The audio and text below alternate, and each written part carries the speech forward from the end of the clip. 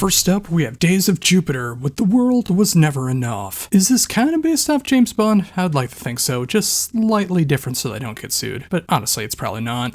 This is some hard-hitting modern rock, modern metal, radio rock, radio metal stuff from Sweden. This is the band's 5th album, and it's a stunning display of how to make music that hits so hard for both old school and new school fans, combining what has worked with the band over their previous albums, but still finding a new way to change things up, make it just as catchy, make it just as relevant in 2025 can be a very hard thing to do, but the band has done that stunningly. The production hits hard, the songwriting is just so catchy and knows when to be heavy and when to let it ride. That musicianship is so tight, especially for this kind of music where you have to be right on the beat. They do it so well. This is how you make that modern rock, modern metal sound and just do it so flawlessly. Seriously, if this sounds intriguing to you at all, give this one a shot. Oh boy, here we go. Next up is Dream Theater with Parasomnia, and this is gonna ruffle some feathers for the diehard fans, diehard haters, and probably everyone in between. I'm gonna be straight up with this one, as Dream Theater was my favorite band from 2003 to probably 2019, and I'm only gonna say my own thoughts. Nothing's gonna be sensationalized. I'm not gonna kiss anyone's ass, but I'm also not gonna straight up hate either. It's just honesty from a lapsed fan. All of that said, this is not the worst Dream Theater album. It easily beats albums like When Dream and Day Unite, or Systematic Chaos, or The Astonishing. If you're coming into Dream Theater 40 years into their career, expecting a brand new era of the band, something riveting in its innovation, mind-melting time signatures they've never done before, or really anything out of the ordinary for this band, you're only disappointing yourself because you know this is not it. That said, if you were looking for an album that has proficient musicianship, the signatures and tropes that you love from the band, those quirks that have always been there, and that familiarity that comes from the band in the 21st century, especially with Train of Thought, this is that album. Some moments disappoint me on here because as I've gotten older, my favorite songs have been penned by John Mayong. There's none of that here. There are moments that I wish could have happened more, like Jordan Rudess just going bonkers. Does happen on the Shadow Man incident for a little bit, but that's not enough. And in all honesty, I wanted more originality on this album. But this album, as dark as it gets in tone, it does feel like an old security blanket or an old pair of shoes. You may not think about them while they're gone. You might have moved on to something new to replace that security blanket or shoes, but when you put on that blanket, you put on those old shoes again, you feel that familiarity, the remembrance, the nostalgic for simpler times, and wow, do we need that in 2025 more than ever before. This is that album, and you're not going to get the most prolific, life-changing album out of Parasomnia. It's not going to be regarded as the best Dream Theater album unless you were brand new to the band and this is your first album, but after 16 albums, does it really need to be? As many moments as I hear from Train of Thought onwards, especially as I am in many songs on here, I'm also well-versed in their songwriting, so I know when they're going to do like the melodic solo, the technical solos, when James LaBrie is going to come in, the refrains, the quirky moments, the genre bending, all of that stuff. I know when it's going to happen before they get to those points, but I also don't need them to do anything different but put out solid music at this point. Parasomnia does that for the most part. There's other nitpicks I can make, but this is already getting long, but I will say if you want an album that hits everything you loved about the band in the past, and at least in the 21st century, maybe hints at how the band is going to finish their career, you should give this one a shot, because if you're a lapsed fan like me, a diehard fan in either direction of the old stuff, the new stuff, the Mancini stuff, whatever, it's at least worth checking out to see if it's for you and how they're gonna end their career. This easily could be their penultimate episode. This could be the start of another 3 or 4 albums left before they get to the final one, but it's near the end, and I really think they should end on Metropolis Part 3, or really, it should be, in my opinion, Metropolis Part 4, The Search for Part 3. If you've ever been a fan, you owe it to yourself to see how they're gonna cross the finish line. Up next, we have the 3rd album from Majestica, known as Powertrain, an album that I've been chomping at the bit to hear, and I could have heard it earlier, but I've been sick since October, so that falls on me. The 3rd album from this outstanding power metal band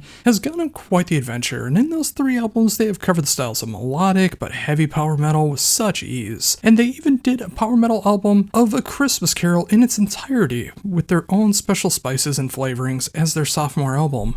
This gets back to more non-secular stuff going on here, as it does everything that put them on the map. All the songs on this one are fun and such a treat to listen to over and over again, with their soaring vocals, songwriting that goes back to that breakneck speed, to the softer, more content moments but never losing sight of who they are, which of course is power metal. Sorry for the pun there, but this is a majestic album from start to finish, and if you want to hear how the genre should be done in 2025, look no further than Majestica, easily one of the best straight up power metal albums of 2025.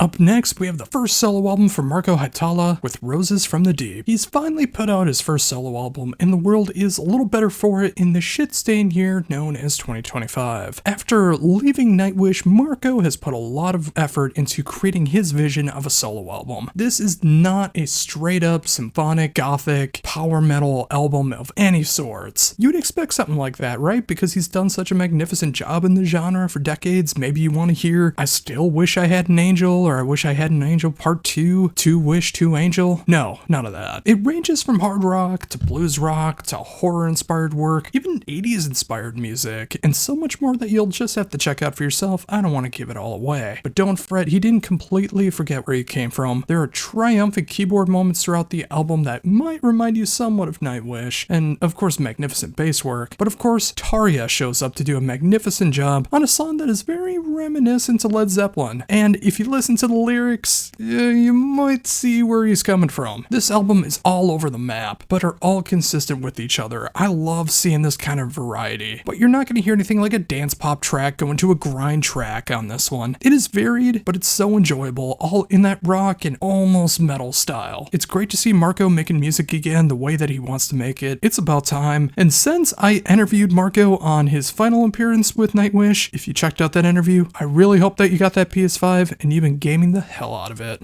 Next up is the band Saber with Lost in Flames. The sophomore album from this LA band is a perfect love letter to that late 70s to mid 80s era of metal with that special blend of heavy metal and speed metal. Every track is a catchy rendition of how the genre should be made in 2025. From blazing fast tracks to the occasional slower tempo, outstanding vocals, and musicianship that sounds so good on the album. But I can only imagine how much better this is going to sound live than on record. This is a short and sweet album with 8 tracks, almost 29 minutes long. They give us their magic and disappear like Toad the Wet Sprocket. This is a perfect length for an opening set for bigger bands that are coming to town. I mean, that half-hour set playing the entire album, perfect. If you dig the likes of Haunt and White Wizard, and especially Enforcer, Saber is a band that you need in your life right now. Up next is Sayor with Amidst the Ruins. This band has yet to put out a subpar album, be it under their original name or since they changed the name to Sayor. But with their 6th album, Amidst the Ruins, the band may have put out their most emotionally gripping album to date. Every track, though there's only 5 on this go around, they are longer tracks after all, has moments that make me weep and a couple times where I just full-blown cry at its beauty. Despite this only being 5 tracks, it's nearly an hour long at 58 minutes, with the short song coming in at a little over 8 minutes with their acoustic folk-driven number, my apologies, The Sylvan Embrace. Every other track is emotionally driven, blackened folk metal that'll make you feel like you're on this mythical journey in the mountains, and it just makes you sob at the beauty when you actually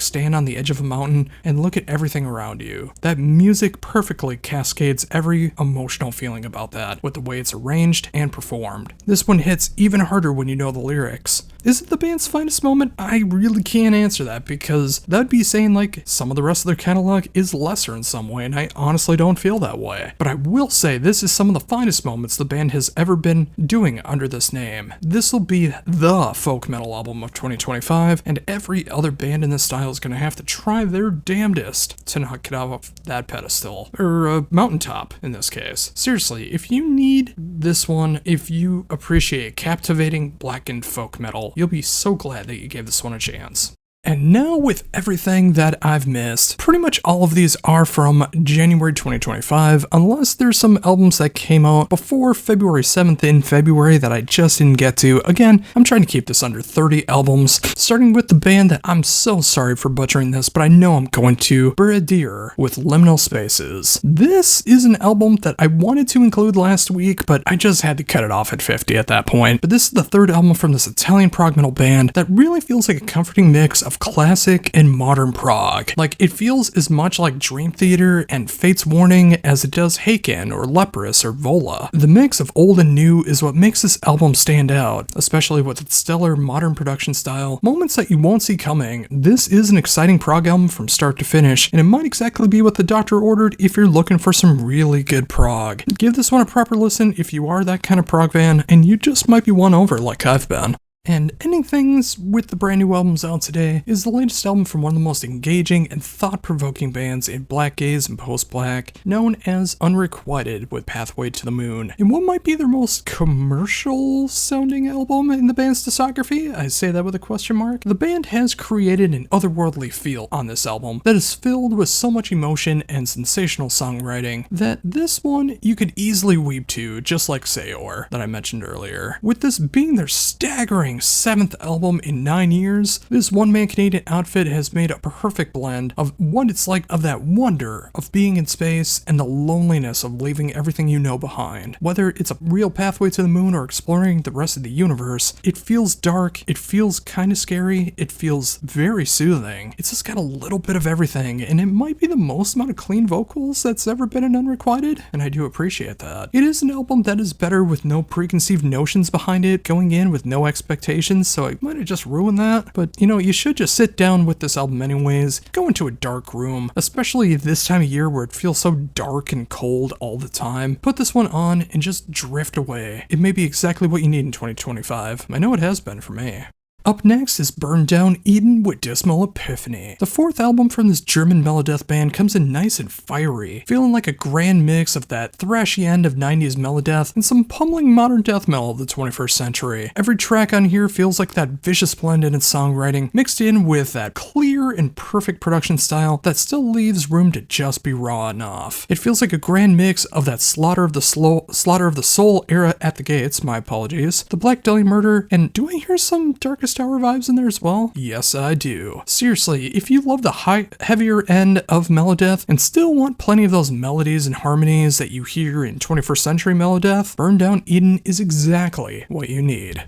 Up next, we have Disrupted with Stinking Death. This is pure, unadulterated 90s death metal. The kind of death metal done with those HM2 pedals that just has that signature buzzsaw tone that brings back better times in life and just brings back those old school death metal vibes. The songs are so heavy and they hit that part of your brain that just makes you want to rage. Even someone like me that doesn't go to the pit, this could bring me out. 10 songs at just a tad over 40 minutes. This is the perfect length for this style of death metal. While there's no innovation or genre bending on this one, there's absolutely no need for it. It's HM2 pedal death metal, and that's what I want it to be. It just has to be that pure death metal that was perfected in the 90s and has been done maybe to death ever since, but the bands who do it right do it so amazingly well. Check out Disrupted if you love that sound and you need it back in your life before it starts to stink like death. Sorry for the bad pun. Now we got the latest album from Ebonheart with Face Our Fear. Wow, what a fantastic display of progressive power metal going on here. Norway has always had a great sense of how to do this genre, from Pagan's Mind to Conception, and going into the more extreme sides of progressive metal like Borknagar and Arcturus. And for 3 albums now, Ebonheart, well, there have been some lineup changes, and sadly they're still ongoing. Face Our Fear is such a fantastic display of full-speed power metal with just the right tinges of progressive metal, and do I hear a little more modern-day electronic in moments? Yeah, I kinda do. To make this music diverse and so enjoyable. The sing-along choruses are fantastic, the production style fits like a glove, and the songwriting stays intriguing from beginning to end. Ebonheart is for any kind of power metal fan, progressive metal fan, or those who just enjoy the quality of both sides of that kind of metal. Now we got Formosa with Pyrite. This is brand new to me, some awesome German hard rock and power metal going on here, and that bit of 80s sleaze hard rock that I love as well, with this latest album from Formosa. The band has always had a great sense of catchy hard rock, especially when I gone back and checked out their other albums. They get just heavy enough while still having those great moments of 70s and 80s hard rock, all done with a modern filter. There are the moments of sleaze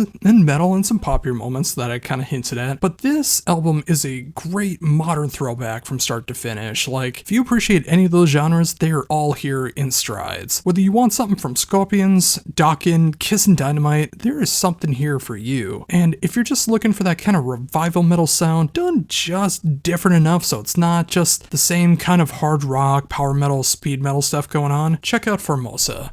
Up now, we got Forsaken Hill with the Fortress of Solitude. And what a perfect year to talk about the Fortress of Solitude with the brand new Superman movie coming out in July. Really hope it doesn't suck. But you know what doesn't suck? This album. I didn't realize I needed an album like this until it came across me, and I'm so happy that it did. This is the third album from this German band, and it's my first foray into the band, but I swear it won't be my last. I need to check out those previous two albums, but I love what I'm hearing here. It's melodeath, it's epic power metal, there's tinges of folk metal, some a little bit more than others, and overall, a style I wish more bands were doing. That melodeath, black metal, epic power metal sound. It's just perfection. The closest I can think of is like comparing a band like Crimson Shadows, who kind of does the same thing, but this goes a bit more into the epic side of things, which I find really cool. Especially on that first listen, you have no idea where the music's gonna go, and especially when that first track hits, and then you start to hear the clean vocals, your jaw starts to hit the ground, and that's exactly what I needed when I first heard it. The twists and turns are all over this album and are pure magic, and I need more. Thankfully, there's two other albums that I need to explore, and I just might do that after I write this up. If you want adventurous melodeath, look no further. This is exactly how it's done.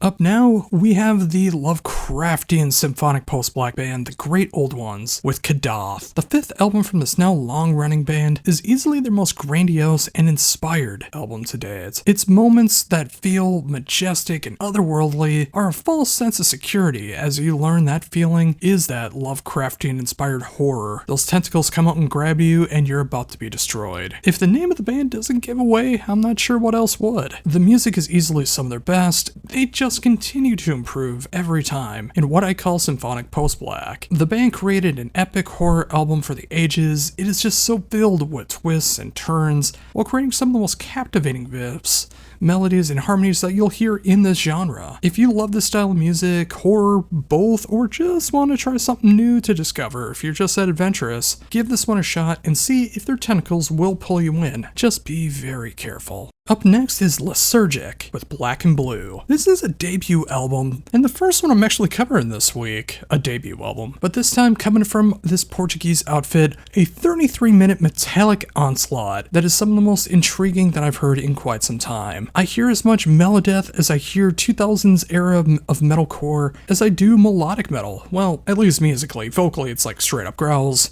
That's the pure chaos of it all. Imagine a grand mix of Winter Sun and Killswitch Engage, and you have a winning combination for someone like myself. It can get quite epic and majestic as often as it does get into riffs that make you want to head into the pit. This is such a winning combination, and I can't wait to see what comes next. If this sounds intriguing to you at all, I implore you to check this one out, and I really do think you'll be pleasantly won over if you love the right amount of melody in your melodeath.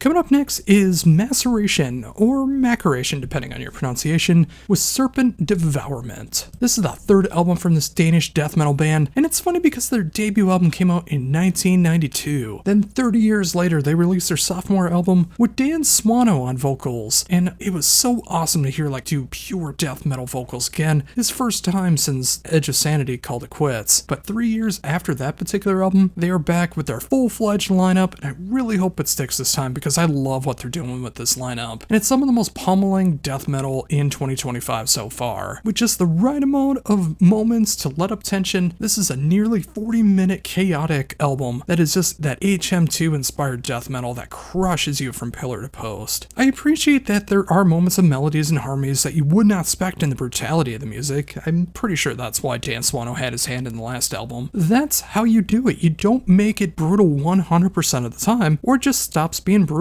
You have to have an ebb and flow. If you love that classic era of death metal that feels like a grand mix of early day Edge of Sanity, Grave, and especially Bloodbath, this is tailor-made for you. Go check it out. Up next is Majestina Saga with Blood Moss Agate. This is the fourth album from this Japanese symphonic gothic metal band, and I was not expecting to get a promo like this year, but I'm so glad that I did. Well, I'd be lying if I understood the lyrics or the themes going on here. I do love the emotion with how they're sung. mixed with that style of symphonic, gothic, modern, and J-rock stylings. This is a winning combination for anyone who digs those styles. And of course it's got those down-tuned 7 strings, the symphonics from start to finish, mainly keyboard, but of course with a band like this. But it's got those gorgeous melodies and harmonies on every instrument, and that overall sense of fun and wonder that makes it stand out amongst the others. While I can't say this will be for everyone, if you fit into this categorization, this was meant for you. If you need some pure, epic music, give this one a shot. Up next, we have the debut album from a Ukrainian radio hard rock and a little bit of radio metal going on here with No Apology with Uncovered.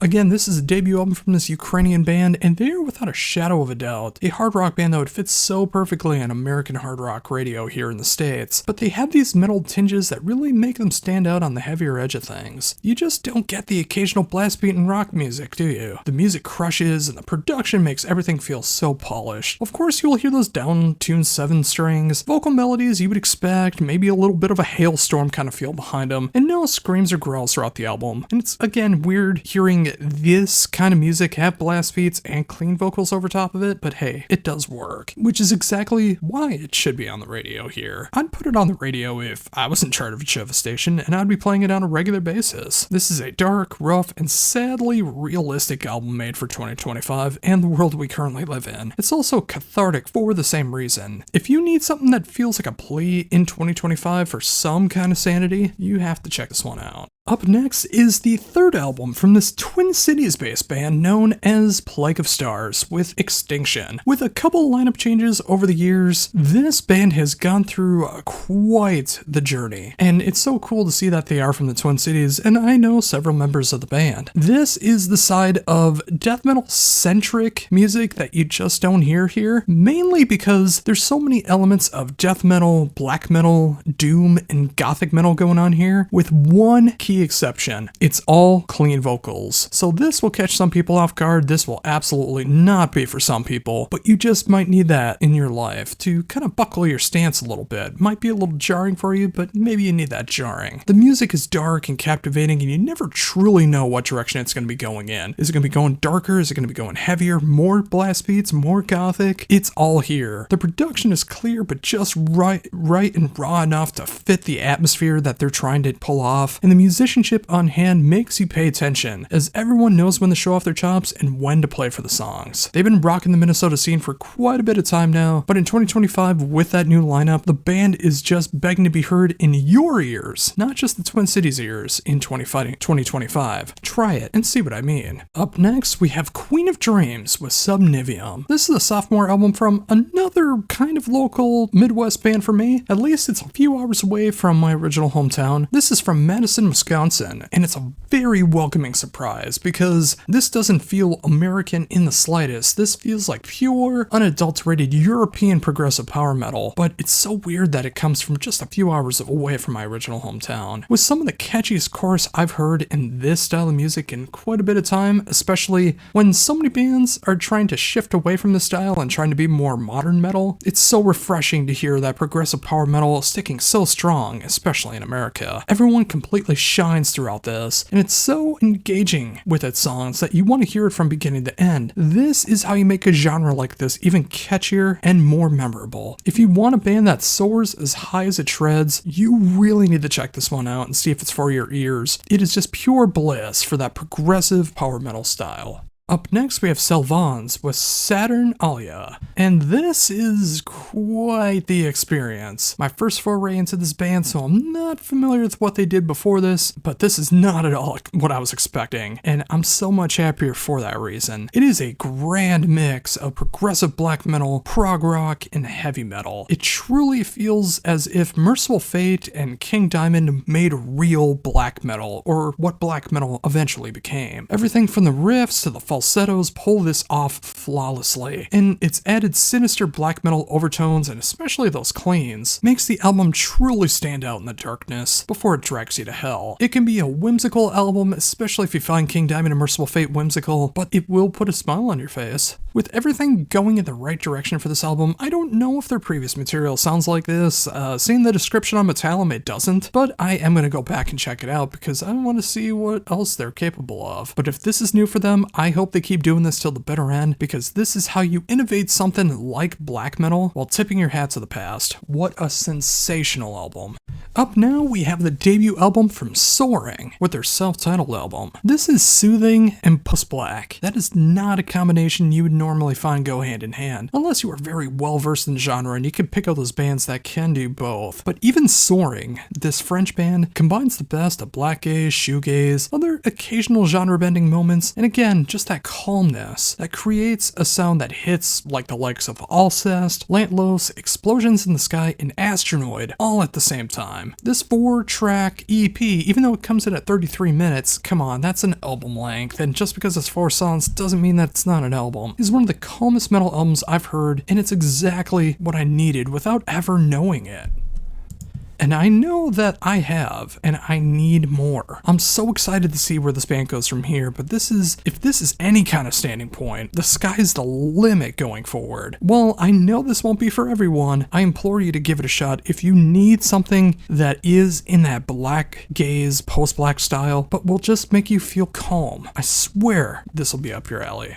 Up next, we have Skuldar with Samsur, and I deeply apologize if I got either of those words wrong. With how dark, chilling, and heart-wrenching this album is, you would imagine this band to be from like the darkest, coldest regions of Scandinavia, right? I mean, when you look at their profile pictures, it's all of them dressed up in the corpse paint, that pure black metal aesthetic, standing in the woods, so yeah, like Scandinavia, right? Wrong. They're from Virginia, of all places, creating this cold combination of immortal dissection and the occasional Borknagar riff, especially that early day stuff. The production is raw but very enjoyable. The songwriting is brutally cold and the atmosphere is off the charts. This is a sinister sounding album, and it's so strange to hear something like this made in the USA, which made it quite the spectacle to me. I couldn't be more impressed with how this one turned out for that second wave black metal sound, but done with just enough 21st century black metal thrown in. If you're a black metal fan, no matter the era, this just might do something for you, and I highly recommend that you check it out. Up next, we have Sorrow Blue with Elegy for a Bleak Autumn. Wouldn't you know it, another debut album here, but this time coming from a Brazilian death doom duo, and it couldn't be any more in my wheelhouse. It's crippling sad with its 90s style of that Peaceville 3 death doom that will always work no matter what kind of band does it, but it has just enough variation going on for that gothic tinged death doom that we all know and love. They even end the album with a cover of Catatonia's I Break, so I think you know the kind of direction that they're going for this one. If that's not enough of a reason to give this album a shot, well, I guess you're just not in the gothic death doom, are you? 11 tracks and almost an hour long, it feels just right for this kind of style. It doesn't get overly long, it's not overly short either. And I only see the band refining their sound and improving from here on out. If you love the genre, you need to give this one a proper listen because they're only gonna get bigger and better from here on out. Alright, for all you speed metal freaks out there, don't think I forgot about you. I have the brand new sophomore album from this Portuguese outfit known as Speed Demon with The Fall of Man. This sophomore album is everything that I love about speed metal rolled into one. 9 tracks, 33 minutes, 33 seconds, pure unadulterated speed metal with just a little bit of an instrumental track to let you catch your breath before the onslaught before and after just pummels you. I can't put it any simpler than this. If you love speed metal, you will love this album. No matter how fast or just a little bit slower it gets, it never loses momentum, and it's just pure speed metal. What more could you possibly ask for?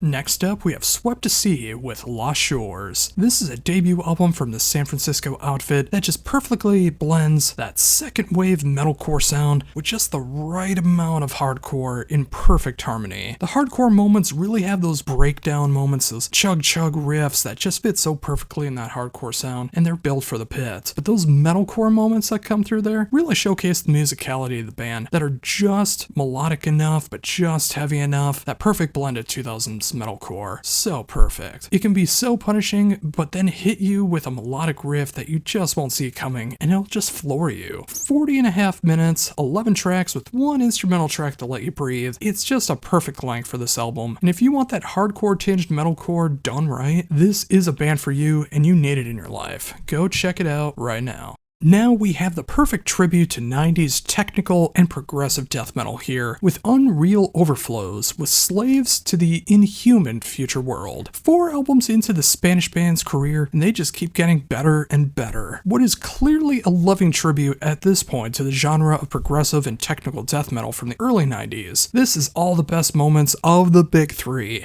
Death, Cynic, and Atheist, all rolled into one. With the vocals and guitar madness of Death, the progressive elements of Cynic, and the bonkers moments that Atheist was always known for, this is a band that finds a way to still sound authentic and original despite their clear influences. This makes you appreciate what came before, and it makes you want to hear more from this band, and hoping other bands will do this kind of style in 2025 and beyond. This is what I love about the genre, and it gives me hope for the future. Well, not lyrically. Lyrically it shows that we're doomed, and we probably are, but at least the music will serve as a great soundtrack to our demise. If you love the big 3 of the 90s progressive and technical death metal, you will love this one.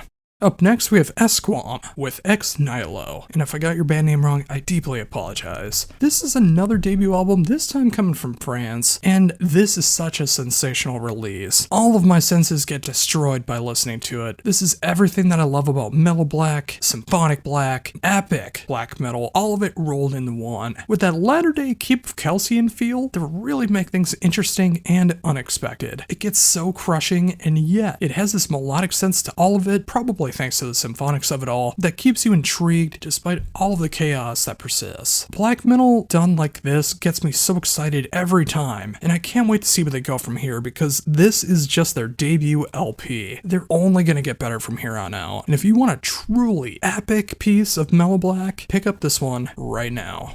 Coming up next is a band name that I know I'm gonna get wrong, and I'm so sorry for getting it wrong, but here's my attempt. Uliata Tagir with their self-titled album. The first truly bonkers avant-garde album that I've heard this year, and it's not for the faint of heart. In what truly feels like an unholy mix of Behemoth and Pensie's Nocturne. No, seriously. This band has written an album that feels like the soundtrack to hell, while still having moments that makes you feel like you're in a 1930s crime noir. I know, that sounds crazy, right? And it changes on the turn of a dime without hesitation, and the musicianship on hand is just off the charts. This pushes the limits of blackened death metal with that avant-garde and quirky moments, and of course, that trumpet that makes you feel like you're in black and white. If you really like music on the wild side, this is an album you not only need to hear, but to experience. And finally, we end things with some of the darkest, coldest black metal that you're gonna hear all year with Void Raw, with Only Cold Winds Will Carry My Name. And no, that was not meant as a pun. Finally, this German black metal band's sophomore album is one of the coldest albums that I've heard in quite some while. It's dark, depressing, it's filled with raw terror from everything from its instrumentation to its chilling vocal delivery. It's a raw album, but it still sounds quite clear. It's very audible and enjoyable, hitting everything from that 90s era of second wave black metal to the blast beat driven style of black metal that most people associate with the genre. This is a welcoming mix of different black metal thrown together. It feels just as good to hear in 2025 as it would have in 1995. It's as true and cult as it gets, folks. It's an absolute winner of a black metal release, especially for a cold year that is 2025, and I say that with the temperature next week as I'm recording this going to be hitting -20 again, so you know it's gonna suck around here, and this will perfectly match that tone.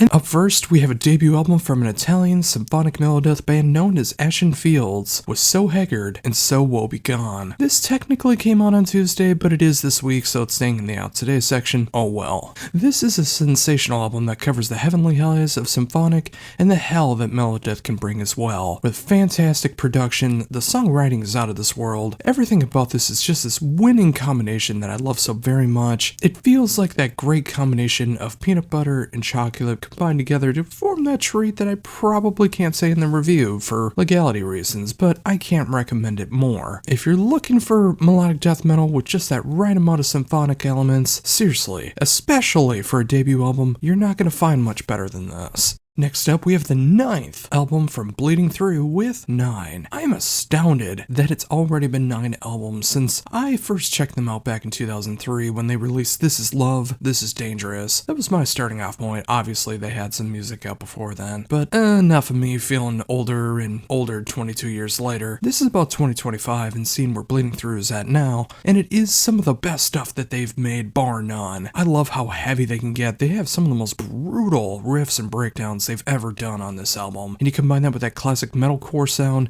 that black metal element that they really started to incorporate later on in their career, and just everything is done perfectly. The production value is off the charts where you can hear everything and Next up, we have Crazy Licks with Thrill of the Bite, and it's so great to see the band is back with their 8th album and continuing to do their formula of 80s metal, glam rock, and heavy metal combined with just that really fun style that they've always done. It's always a sight to behold. The riffs are infinitely catchy, the vocal melody is always soar, and the overall songs will be stuck in your heads for days. The perfect modern throwback if you're looking for that 80s hard rock, AOR, metal, all rolled into one like I mentioned before. They have yet to let up the momentum, and Thrill of the Bite really lives up to their name. It's quite the thrill when you bite into the album. Yeah, sorry for the pun. But it's up next, we have Dynasty with Game of Faces. Another band releasing their 9th album today is Sweden's Dynasty. The band continues their upward trajectory of evolving their sound, but still sounding very, very consistent to what they've been known as. Starting as more of an AOR band and then eventually embracing the more metal side, especially the modern metal side as of late, the band has never let go of that sound, yet they still find a way to make every album sound different than the next. In that time, the band never lost their sense of pop sensibilities, and they always find a way to make it more fun and captivating every time you listen to a new album and every time they release a new album. Game of Faces, I will say, is probably their most accessible album, especially for the modern crowd, and especially for those that are Amaranth fans that are just discovering Dynasty.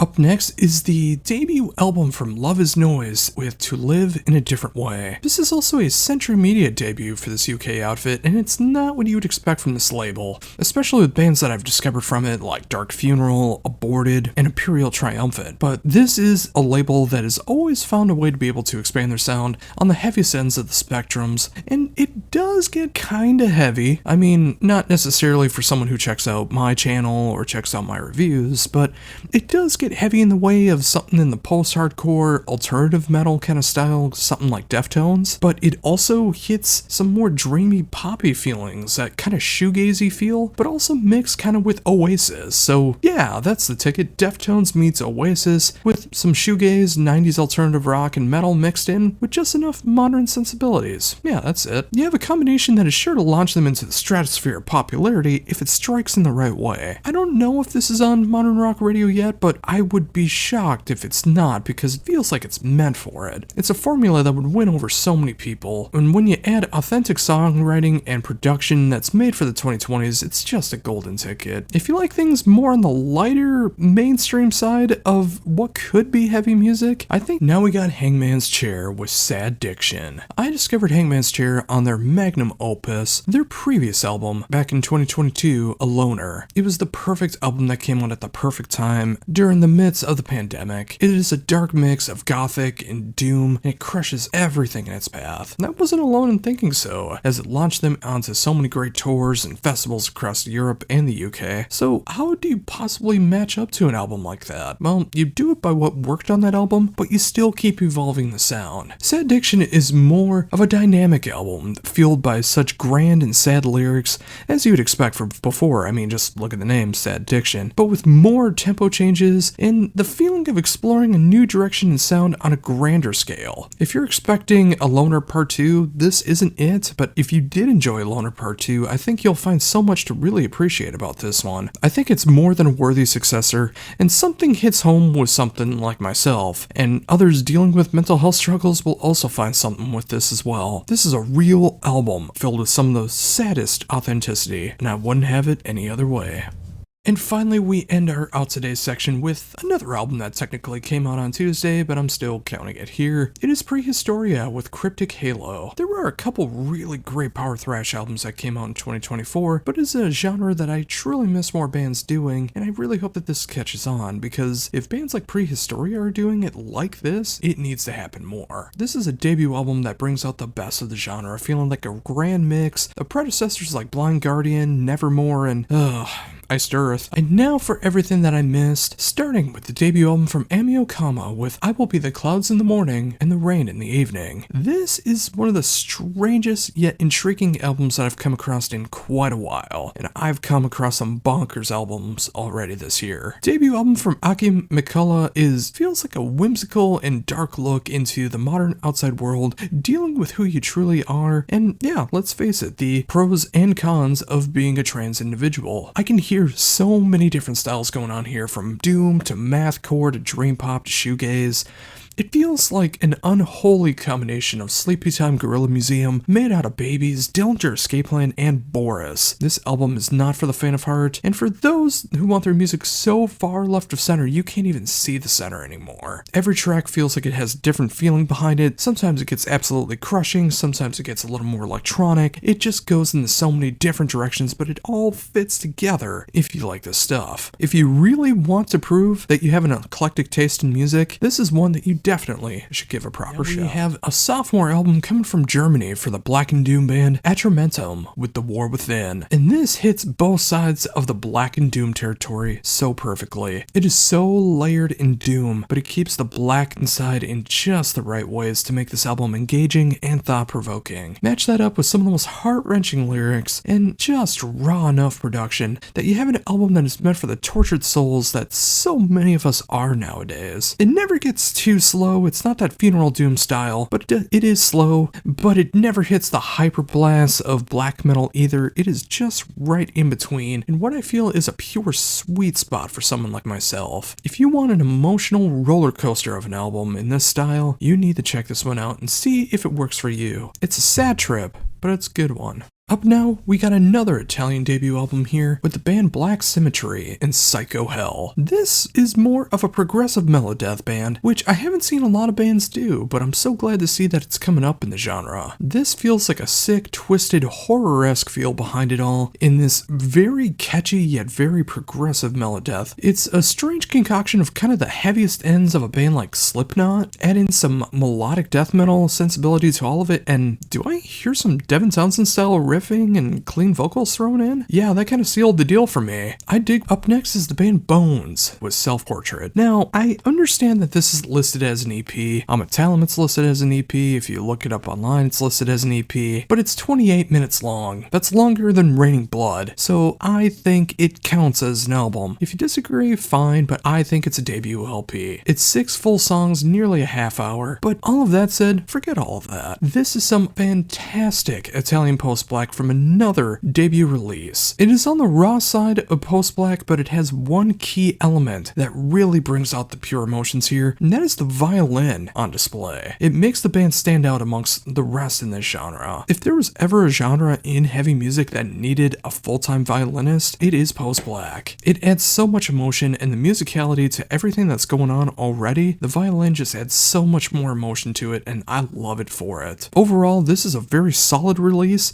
very raw in the production, but I think it works so well. It's so dark and captivating. Whether it's an EP, whether it's an LP, I'm counting it as an LP. You don't have to. Regardless, I think you should check this one out. Up now we got Clap Sodra with Of Terror and Soul, and this is becoming one of my favorite albums of 2025 so far. It is a sophomore album from an Israeli outfit, and it's just so powerful. It's one of the most powerful things that I've heard all year, and I've already heard 110 albums so far this year. The band focuses on the horrors of war, persecution, and the pain of life, while still having this glimmer of hope to it all. It's a tear-jerking album that hits in all the right moments in bands like November's Doom and My Dying Bride, and they also had their own unique influences to it as well. It's not a funeral doom and gloom album. There is more to it. It even gets a little thrashy at moments as well. There's a great sense of dynamics and tempo changes that happen throughout, with a production value that is quite pristine for the genre, and musicianship that is purely top-notch. The dual vocals between the male screams and the female cleans are so emotional, and it's gotten me very, very close to tearing up myself. This is going to be one of my favorite albums of the year come the end of the year, and you just need to check it out now to understand why. Do not skip out on this one if you were into death doom. Trust me.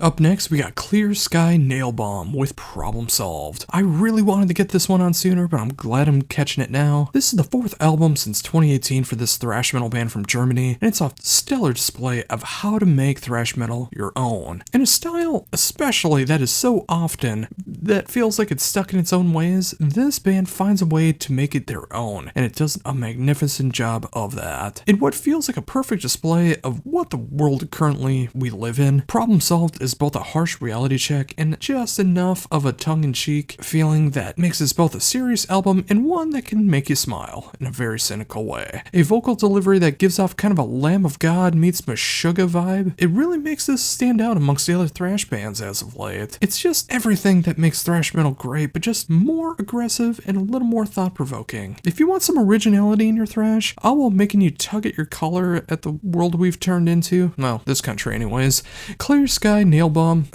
nailed it with Problem Solved. Sorry for the pun. Next up is the band Consumption with Catharsis, and this is pure, unadulterated carcass worship. Not necessarily the gore grind era, and definitely not the death and roll era. It's that sweet spot where it was death metal, and pretty much right in the Heartwork era. It's the almost melodeath era of the band, and I love what they're doing here. On their 3rd album, the band continues their onslaught of enjoying what Carcass did, but never sounding like a pure ripoff. It's 12 songs, it's almost 49.5 minutes, and it's that sheer late 80s, 90s death metal sound that Carcass really made their own. And it's sure to make fans of both old and new metal to really find something they'll appreciate about this one. I'd love to see these guys do a tour with Gruesome. I think it would be a perfect tribute tour to that classic era of both Carcass and death. If that sounds like it might tickle your fancy, I think you should give this one a proper listen. Up now, we have Empty Throne with Unholy. This is a band from all over the USA. It's Arizona, California, and North Dakota, all ending with A's, creating a pummeling blast of blackened melodeath that destroys the senses. This is a debut album that is almost 41 minutes in length, and it flies by, and it feels like it's only done in half that time, which is quite impressive considering it's only 6 songs. Above all else, this is a death metal album, but there's the right moments of blackened feel behind it, and the sense of melody that comes in at just the right moments. It's a raw album giving off that mid-90s production style, but it feels so dark and enchanting. It's a crushing album from start to finish, and it only breaks when the songs are done, and there's those couple seconds of dead spots in between tracks on every album. If you want some crushing metal of this variety, Empty Throne is exactly what you need. I deeply, deeply apologize for butchering the album title here, but I have to talk about the 10th album from Arab Altar called... Okay, let me see if I can get this. Helsingmörker. The band is back after 3 years since their last album, which was a fantastic album in and of itself, but this is a stunning display of what the band truly is. It feels like the pinnacle of what the band has always been about, even going back to their original sound at times by getting a little bit doomy. But this is that epic Viking metal, black metal, the metal that they've been creating over 10 albums now, while still having that pure love and admiration for Bathory. I mean, just listen to them, you'll fully understand. There is an argument that this could be looked upon as one of their best albums of their discography, just given a little bit of time. And with how many spins I've given this one, there's a strong argument to be made for it. It's heavy in just the right spots, the vocals soar to Valhalla and go all the way down the Helheim. The music is raw, but it's done with such clear production, and the overall feel of it is just how I love my Viking metal. Seriously, while there are other bands in the genre, and you know who they are, Arab Altar has always been one of, if not the best in the genre. Check this one out and you'll understand why. Up next is the band Face Rip with March of the DB Demons, and I'm going to keep this one short and sweet. This feels like a great mix of Municipal Waste, Gamma Bomb, and SOD. You mix that in with some crossover thrash and speed metal, and you just have this really fun, almost 36-minute long album, 12 tracks, just enough of that tongue-in-cheek feel that I love in this genre. It hits so many great moments on here. If you just love that 80s and especially that mid-2000s crossover thrash feel, this is an album that you are going to love. Next up, we have another Indiana band here, but this time it's more in the tech death and melodeath realm with the band Fleshbore and Painted Paradise. This thing is an absolute monster that blows their debut album out of the water, which I thought was fantastic back when it came out, but this just takes everything the band has been working at, increases it 100-fold, and it added just the right amount of new ideas and nuances to create something that will pummel you from pillar to post, but it'll still give you the occasional breath or two in between before the pummelings. If you're looking for something that is just proggy enough and it adds elements of bands like Legion, if you're looking for the musicianship of a band like Origin, and let's face it here, a very heavy dose of a band like Archspire, you need to get into Fleshbore.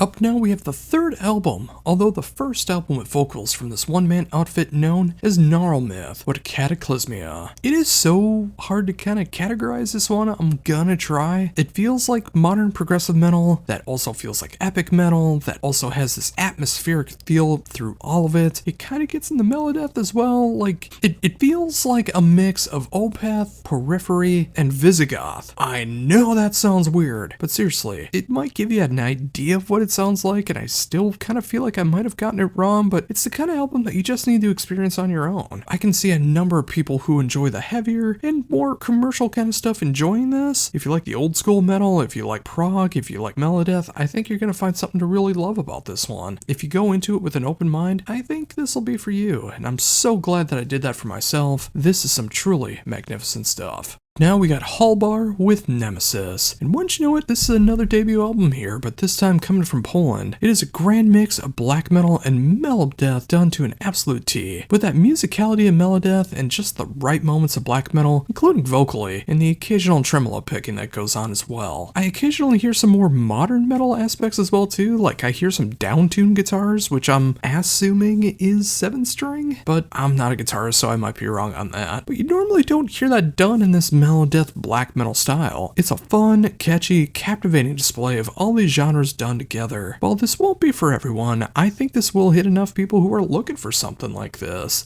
It's just raw enough, but it's done with a proficiency that really truly makes it stand out. Give it a shot and see what I mean. Up now we have the third album from a Finnish alternative prog metal band, or as they like to refer to themselves as hybrid metal, Kioma with A New Beginning. This is my first foray into the band, and I love what I'm hearing. It's everything I love about prog, from the keys to the vocal delivery to the quirky songwriting, done with just enough alternative moments so it doesn't sound like your typical prog band, and it's just the right amount of heavier moments that makes everything truly stand out.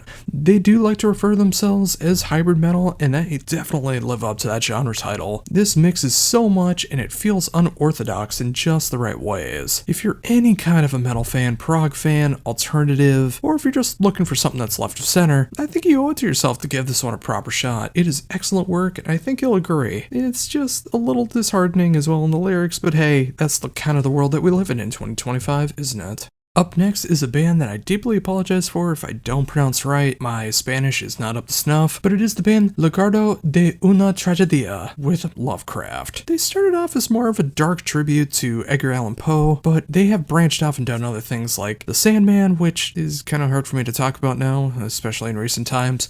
But now this time they're going to be covering the works of H.P. Lovecraft, which also has its problematic things, but hey, let's try not to focus on that this time. While most metal bands that cover Lovecraft seem to do it in the most brutal death metal styles this side of the great old ones, this band takes the band into a grandiose, symphonic, and gothic power metal direction, as they always have, but this may be a new discovery for you as well. It gives everything a bit more of a theatrical feel behind it, and it gives the stories being told more time to breathe instead of just unleashing the monsters of the universe that he's created. Of course, you'll get those monsters moments, but it feels a little more sophisticated. Sadly, without speaking Spanish, I can't really give any great detail on how the lyrics are done, but you get a good impression of it all by how they're performed and the vocal melodies provided. This is some magnificent work, and I'm definitely going to go back and check out their previous albums as well, but this is a perfect introduction to the band. I know I want more, and you just might want more as well. Now we got Last Force Rain with their self-titled debut. This is another Spanish band, although they sing in English this time.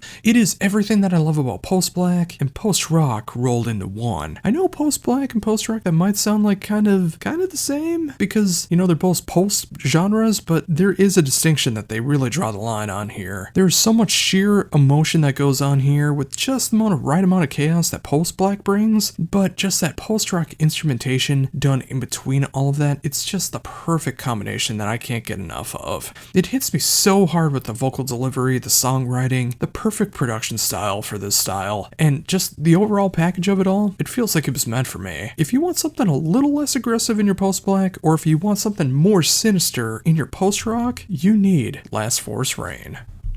And another band that I really hope I can get the name right of, and I apologize if I get it wrong, it is Noctambulist with Noctambulist 2 De Drum. I can't proclaim my love for this album enough if I tried. It is as if someone discovered Alcest and Lantlos at the same time that they discovered Depeche Mode and The Cure. It's gothic post-black, 80s gothic post-black at that, and just the right amount of experimental moments going on as well. I just absolutely love it. The production is so profound, the musicianship is top-notch. The performances on display will definitely leave you wanting more. It's even better if you just check them out for yourself and see what I mean. This is gonna rank very high at the end of my year list. I can feel it. If you give it a shot, if it sounds intriguing to you at all in the slightest, I think you're gonna love them the way that I have. Next up, we have Morast with Fentanyl. And this is another German band swinging their way onto this list, but this goes into a very dark, depressing vein. The third album from this band is a depressing look at the very few highs and so many lows of drug use, and the music more than captures the hell that comes with that use and addiction. This is one of the most unpleasant albums that I've heard all year, but that's exactly why I love it. It is a sheer terrifying soundtrack that crushes everything in its path. It never gets too fast or too slow, or even just right. It feels uneasy the whole time, and it will mess with your sensibilities. But I expected no less here, and that's exactly what it's like to have a drug addiction. It's a brutal album in all of the right ways, and if you check it out, I think you might agree. Now we have Operatus with Golden State, and it's another debut album, this time coming from Czechia, and this is tailor-made for those who miss the dark sense of symphonic metal. This is a dark album that still feels grand and awe-inspiring. There is just enough genre bending that happens as well that will come as a great surprise, very welcomed, but it's all done with some of the finest musicianship that I've heard in the genre in a long time. It's hard to get all of these vocals and instrumentation done right in production, but they found a way to make the production, the mixing, the mastering, all filled out so everything is done the way that it needs to, and everyone shines. This is a stunning display of what can be done with the genre in 2025, and if you miss those glory days of the gothic, symphonic, and epic metal that sounds like this, and when it was at the top of the world, you need to give this album your full attention. Next, we have Second Day with Flamboyance. This is a sophomore album from this French outfit, and it's a brand new foray for me, but I am loving what I'm hearing. It's this atmospheric sound filled through death metal, just the right amount of melodic moments. It feels like alternative melodeath, if even such a thing can exist. It's like other bands that I've heard in similar genres, and it truly stands out for what they're trying to achieve. The production is raw, and yet exactly what it needs to be. The genre bending is on point, and it delivers. And it's the perfect kind of album that if you want some true innovation, this might be something to check out. I love what I'm hearing, and I'm so curious to see where the band could possibly go from here, but I'm excited to find out. Check this out and see if it's for you. Up now we have Soltor with Ride as One. When you think of Viking metal and folk metal done together, you might think of a band like Airbolter. You know, something that feels like it was created in the Scandinavian mountains. The music feels like the Vikings are about to unleash a brand new attack on their enemies. But what if I told you that this particular outfit is from Kentucky, of all places? You'd have to pick your jaw up off the floor. Yes, this is made in America, yet it feels like some of the most authentic Scandinavian metal that you've ever heard. This is an atmospheric vibe in the production that just makes everything raw enough, but it is bolstered by the songwriting and the musicianship that just punches through and slays everything in its path. Also, knowing this is all done by one man known as Brian Judd just blows my mind away, considering the sophistication that's actually done throughout the album. This feels like a band who's been trying to perfect their sound for well over a decade, and they're just putting out like their 5th or 6th album, not a one-man project putting out their debut. Seriously, if you want like some of the best American-made Viking metal, check out Soltor. Coming up next is a band and album name that I deeply apologize for getting wrong, but I am gonna try. It is Tarfod with Le Dante. This is a project that put out 3 albums last year, including their debut album, and I can only assume that there is more coming in 2025. But this is the first album of 2025 from this project, and I just love what I'm hearing here. It is just such a fiery and engaging start. It's dark, it's haunting, it's such a great display of progressive post-black with the right kind of orchestration, piano, atmosphere, everything that can bring you to your knees if you let it. This is how I want my post-black done. It has power, it's evolving, and pure motion behind it all. This one hits my soul in a way that I didn't know that I could, and I want more. Thankfully, there is more, since I have 3 albums I haven't checked out yet, and I can only imagine that there's more coming in 2025. But this is a spectacular album from someone I think it's only going to get better as time goes onward. This is how you keep post-black engaging. And finally today, we end things with Void of Hope with Proof of Existence. Is life a gift or a curse? Well, the debut album from this Finnish black metal band answers that pretty bluntly. It's a curse. This is a slow, daunting tearjerker of a black metal album that looks at the sad realities of life, death, everything in between. They more than live up to the name of the band. This album fills you with such a void that feels like nothing can ever fill it. The vocals give this kind of life lover feel to it, and it feels quite sinister, so it's not going to be for everybody. Some people are going to love it, some are going to kind of laugh at the absurdity when you hear the occasional shriek, but hey, go into it with an open mind. And the production feels just right with everything else. This gets dangerously close to like that Black and Doom territory, while still being very much a black metal album. It also feels like the last sounds that you hear before you die in the worst possible way, so it's kind of perfect for 2025, isn't it? If you want to hear your black metal as dark and as bleak as it gets, look no further than Void of Hope. Up first, we have Abduction with Existential Isthmus. This is the latest release from this UK black metal band, the 4th release and 2nd on Candlelight Records, and it's showcasing a pure love for that black metal genre. I got to do an interview for the album Black Blood, which was the previous album, and I loved what I was hearing going on there, and I love what's going on here. I mean, this is black metal through and through. You're going to occasionally hear that black metal hyperblast, you're occasionally going to hear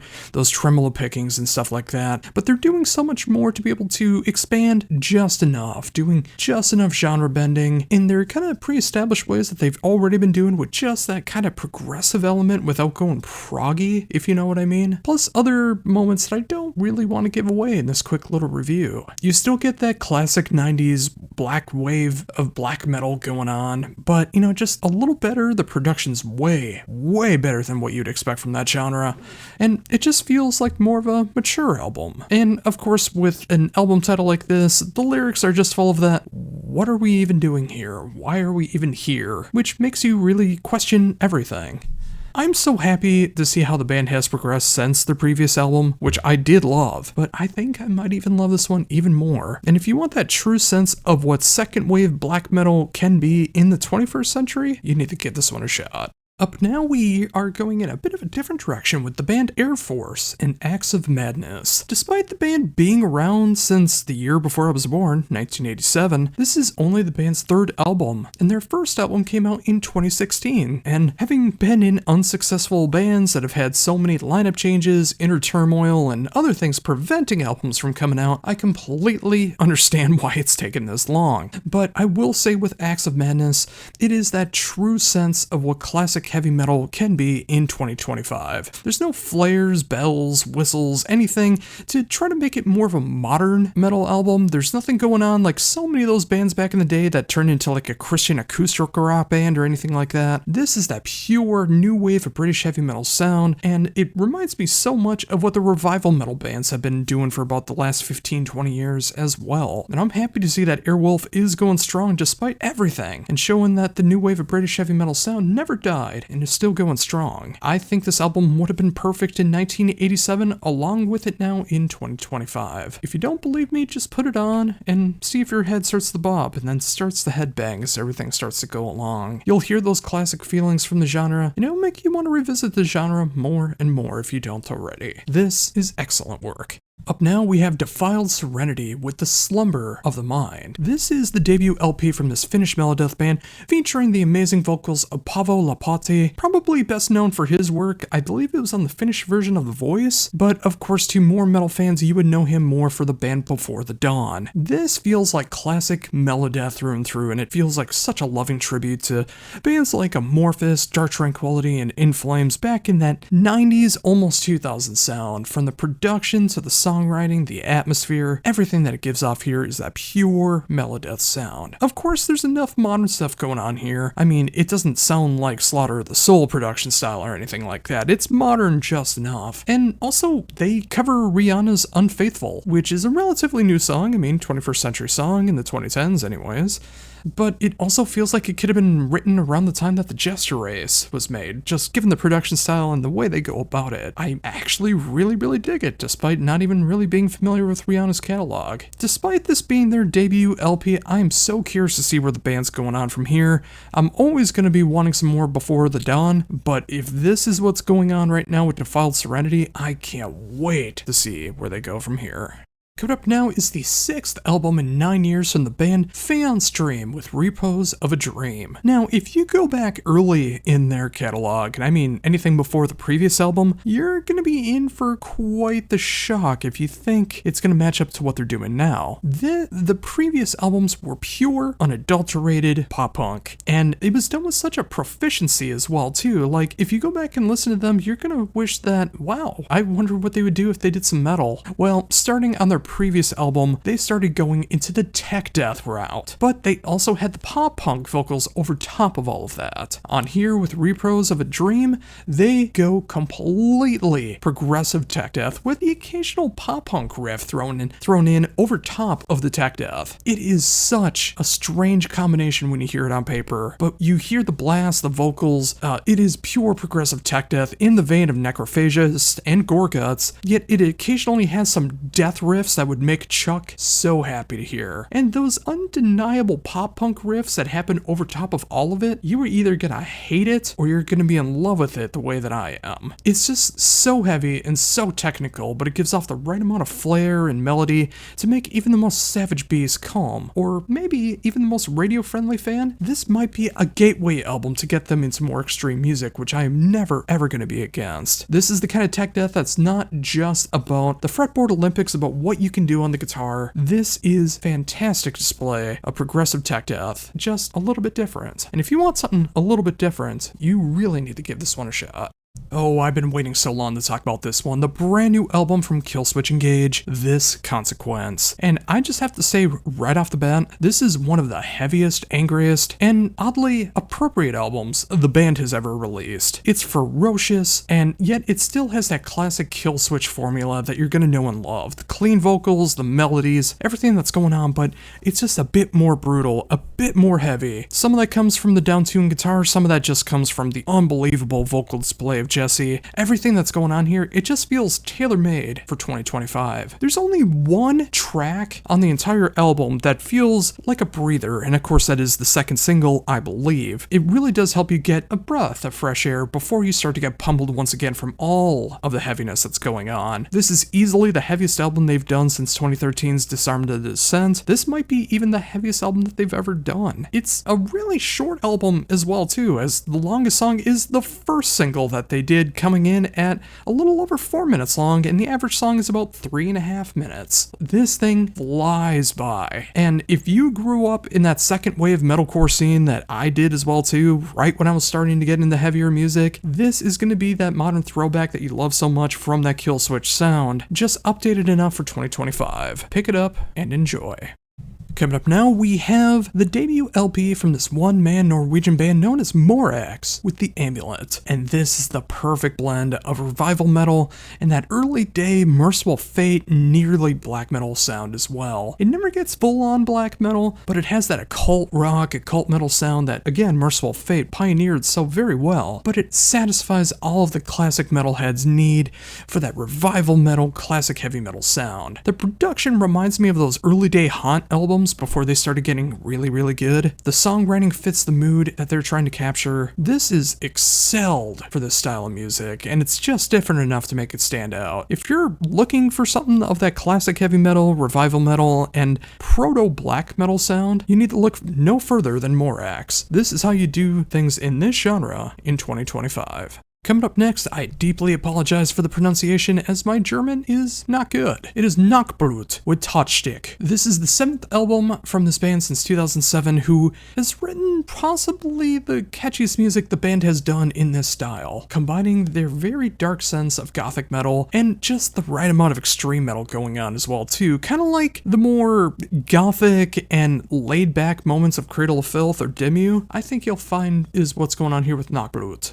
They have this way of writing dark, captivating, lyrical sense and vocal melodies that really makes it stand out from the crowd. Granted, I am just a dumb American who never learned German, so I don't know what's being said, but I can tell by that vocal delivery, whether it's clean or more extreme, and especially the music behind it, this is meant for all the darkened hearts that all of us kids have enjoyed in this style. It's just catchy enough, it's just extreme enough to satisfy all the goth kids and the extreme metal fans alike. They found a way to be able to continue the unique sound that they've been patenting for so long, and 18 years later since their debut LP, they are continuing to innovate while never losing sense of who they are. If only all of us could achieve the same thing. If this sounds like it's something for you, I guarantee it is.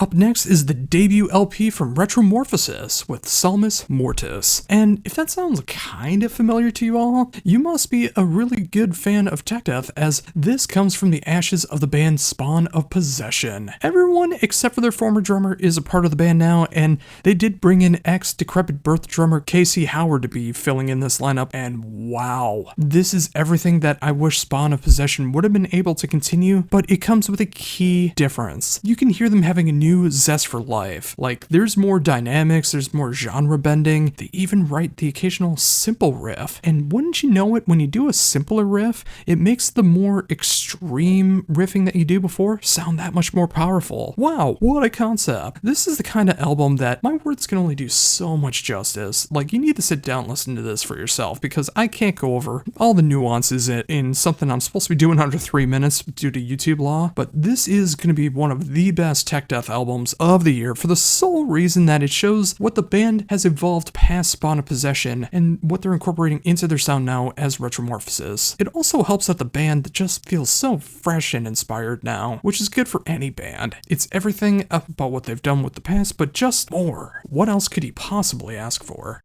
And up now, we got Twins Crew with Chapter 4. No, not the Minnesota Twins, where I'm from in Minnesota. This is a Swedish band doing their 4th album, as you may have guessed by Chapter 4. It'd be kind of weird to do the Star Wars thing and start with Chapter 4 as your debut album, but I digress. This is everything that I love about that classic power metal sound done in the 21st century. It just hits all the tropes that I want, from the guitar assaults, the pummeling drums, the soaring vocals, the overall catchiness that anyone who enjoys melody in their metal is going to find something to appreciate here. Not every band needs to reinvent the wheel in this genre, nor do a lot of bands should. They just need to make it as solid as possible, and that's what Twins Crew have done here for 4 albums now, with magnificent ease. Well, it comes off sounding like magnificent ease anyways. This is the kind of power metal that's done that makes you remember why you fell in love with the genre in the first place. The rhapsody of it all, the angra of it all of that good stuff. It gets so catchy, so heavy, and the occasional riff that'll just make you smile in glee, and don't we need that right now? I miss that in power metal, don't you?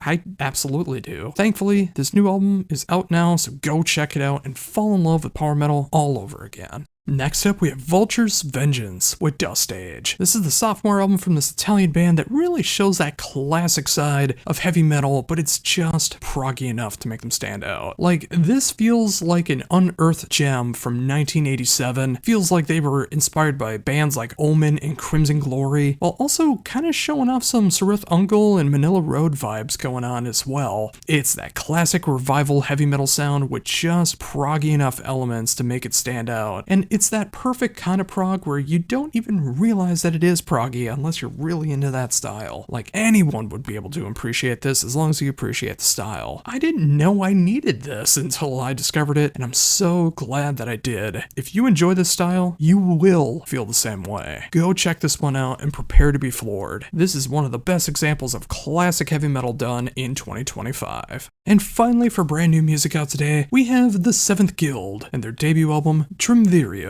This is a 3-vocal tenor assault featuring the singers of Skeletoon, Rhapsody of Fire, and Violet Eternal. All 3 vocal styles fit so perfectly together to create this triumphant style of symphonic power metal that sounds just like back in the day, but updated just enough for 2025. And with symphonic power metal, a lot of bands are afraid to make that now. They feel like they need to be a modern metal band, not symphonic metal. I'm so glad this album exists, and it reminds me why I fell in love with the genre in the first place. Everything that you love about the genre is here on full display, with just enough nuances and inspirations to make them stand out from the crowd. And again, that 3-vocal layered tenor assault is just fantastic here. While other 3-tenor metal bands really are lackluster, and you know the one, this one is simply not the case. Whether they're going full guns blazing or pulling things back for triumphant ballads, this is a band that has that pure symphonic metal sound. I just love it so much, and if you love the genre, you will as well. Give it a spin and prepare to be floored.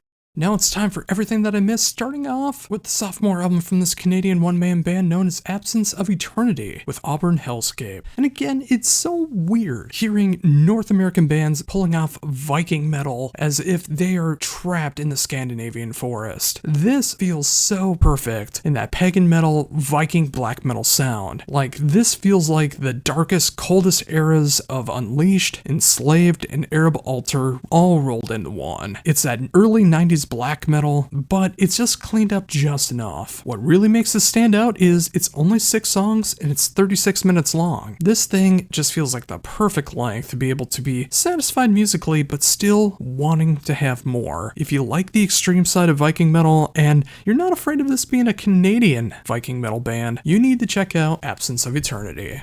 Up now we have Among the Lights with In the Wake of Time, and this is the 3rd album in 3 years from this Polish band, and wow, I really enjoy their style of this more raw and unprovoked black gaze. Like, this is just hauntingly beautiful, and it's blackened and raw, and just, it makes you feel uncomfortable in just the right way. If you're looking for the more beautiful, gorgeous style of black gaze, this is not it, but if you're also looking for that strange, bonkers style of black metal, this is also not it. It's right in between. It fits right in between that post-black and shoegaze, and it really hits the both ends of those genres, really provoking what black gaze is all about. It's not the easiest listen in the world, but it is a rewarding one if you enjoy this style, and every album from the project just seems to keep getting better and better. I'm so curious to see where the band goes from here, because I can easily sense the band getting stronger and stronger, maybe fixing up that production, and just going in the right direction. Check them out now if you want to hear something just different enough in your post-black, and get acquainted.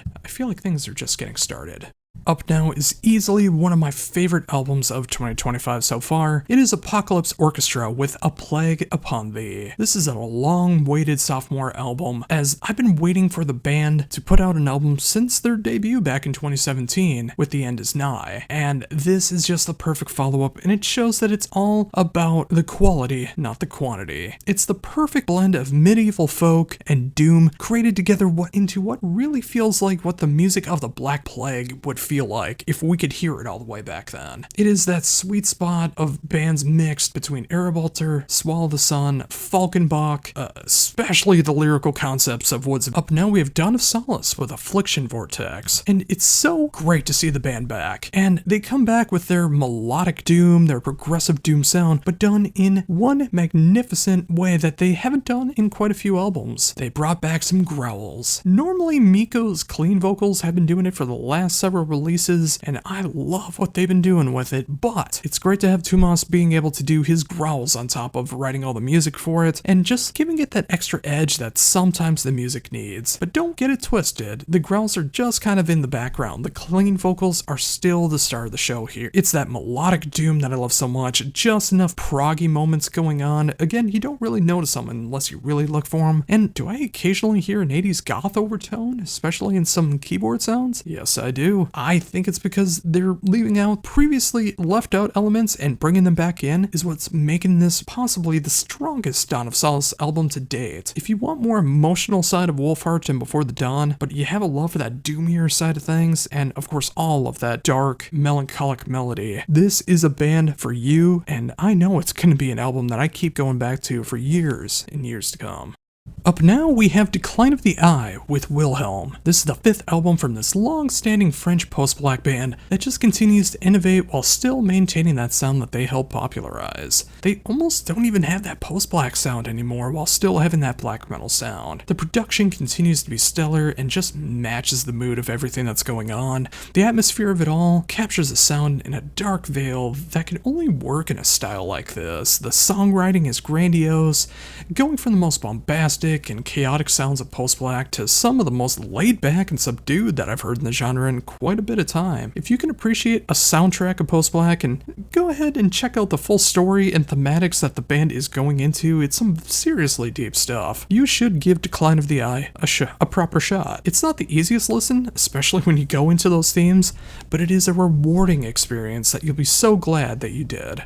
Up next is Eigenstate Zero with Shape of God Through the Sun. This is another one-man band, and boy have I been covering a lot of one-person bands lately, but this one stands out in a grand way. Finally, there is a band that is not afraid to be the progressive side of progressive death metal. And it's also not the easiest thing to do, but Christian Ludvigsen has done it in such a magnificent way for now 4 albums, and this feels like it might be the most tremendous mix that he's done so far. Between all of the moments of BT Bam, Soilwork, and Frank Zappa of all people. Mwah. This is an album that will challenge you both musically and lyrically, pushing boundaries while making you appreciate everything that's on display. It is a great display of the proggy side of progressive death metal while it actually pushes the boundaries, which I miss so much. It's not just about chops, people, I swear. This is some fantastic and intellectual work on display. If that's your bag, you should give this one a proper listen. It gets more rewarding every time that you put it on.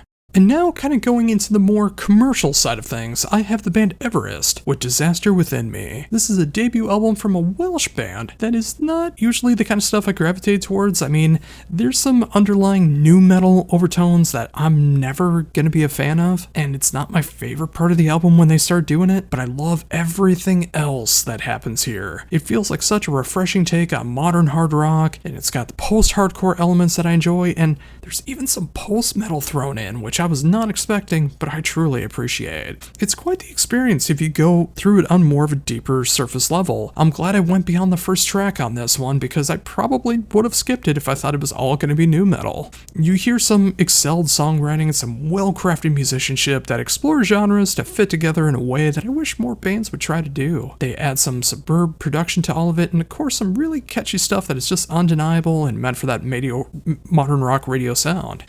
If it's not already here in the States on modern rock radio, it really should be. If even I can get past the nu metal parts on this album, you know there's some quality stuff on display here. Give it a shot and see if you're up for it. You might be pleasantly surprised.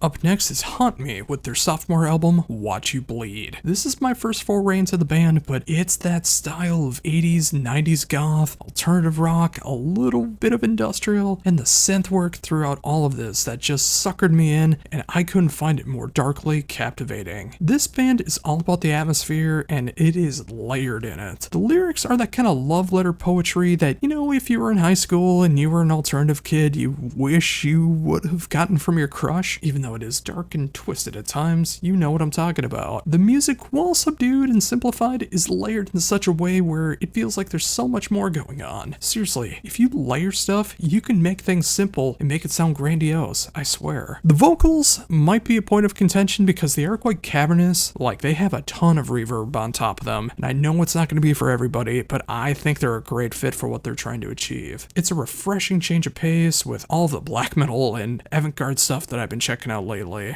To hear something done with this kind of proficiency is very welcomed in my listening habits. And if you're like me and you enjoy the true dark side of goth music, you will love Haunt Me.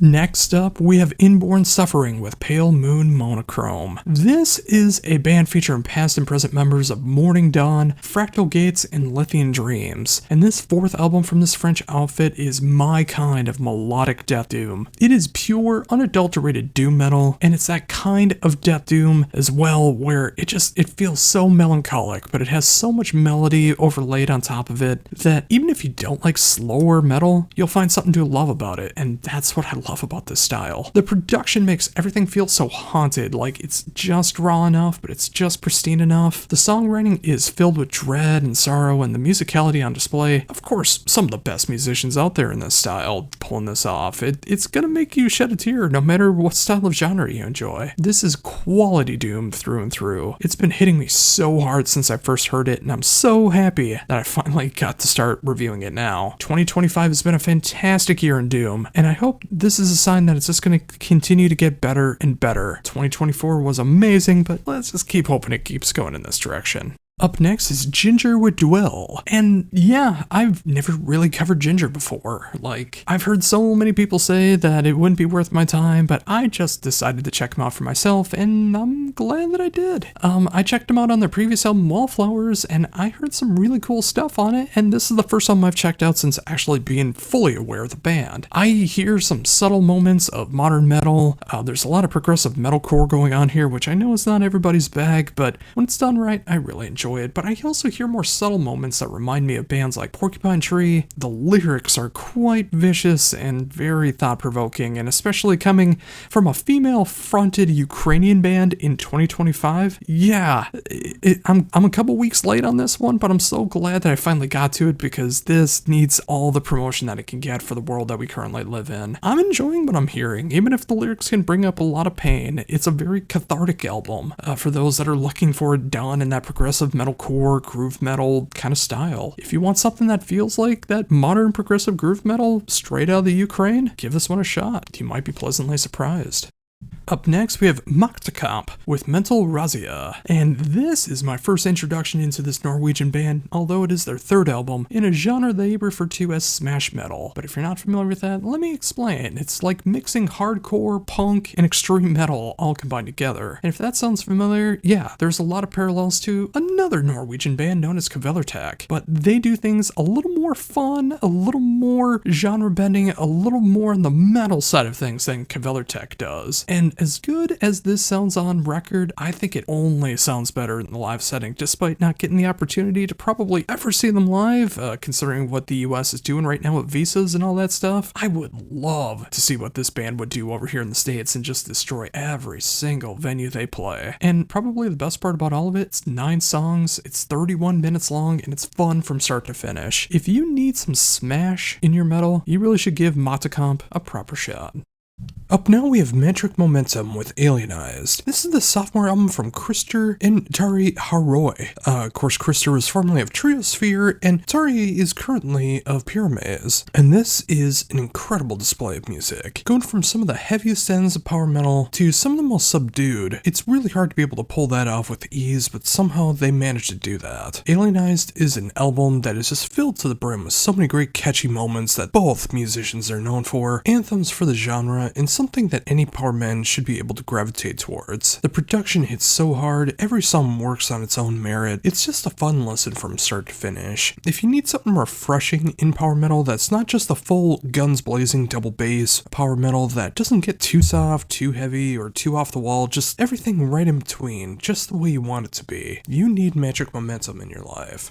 Next up, we have Mastord with Le Mon Lintu. This is the third album from this Finnish prog band, and this is another time where I'm discovering the band for the first time, but I am loving what I'm hearing. Featuring past and present members of Kaihoro, To Die For, and Return to Void. This is the kind of prog rock and prog metal that I love these days, where it just gets heavy enough, but it has so much melody, harmony, and catchy moments to where the song elements are almost kind of in the background, but if you hear them, they're absolutely there. This is also one of the deepest albums that I've heard for a while, metal. When I saw the press release for this one, I really gravitated towards it because it's the kind of album where it doesn't want you to give up. It wants you to be able to forgive yourself, move on, and become a better person. Because when we're gone, we're gone. And there's so many albums that I listened to lately that is about like giving up. The world is gone, but we're still here, so we can still try. While the lyrics are all done and finished, I can't understand what's really going on word for word, but knowing the background of it, reading the press release, and how the lyrics are performed, it does give me a little boost that I desperately needed. Musically, it matches that as well. It's still a very dark album when you listen to it. It's dark, it's theatrical, but it still gives you this sense of hope. And these days, who couldn't use a little hope in their lives? If you dig the darker side of prog rock, metal, etc., or if you just like the other bands that these members have been a part of, you should give this one a shot. It might just give you a little bit of hope as well. Up next, going in a different direction with prog rock than what I just got done talking about, is the fourth album from Pattern Seeking Animals with Future of All Creatures. And this album is a little more bleak. Although it does feature past and occasional present members of Spock's Beard, I like that pretty much everybody that's still attached to Spock's Beard are still friends. That just makes me quite happy. It has everything that you love about the Beard, but of course Pattern Seeking Animals has its own way of doing things as well. There's so many new influences and prog rock goodness that they've been doing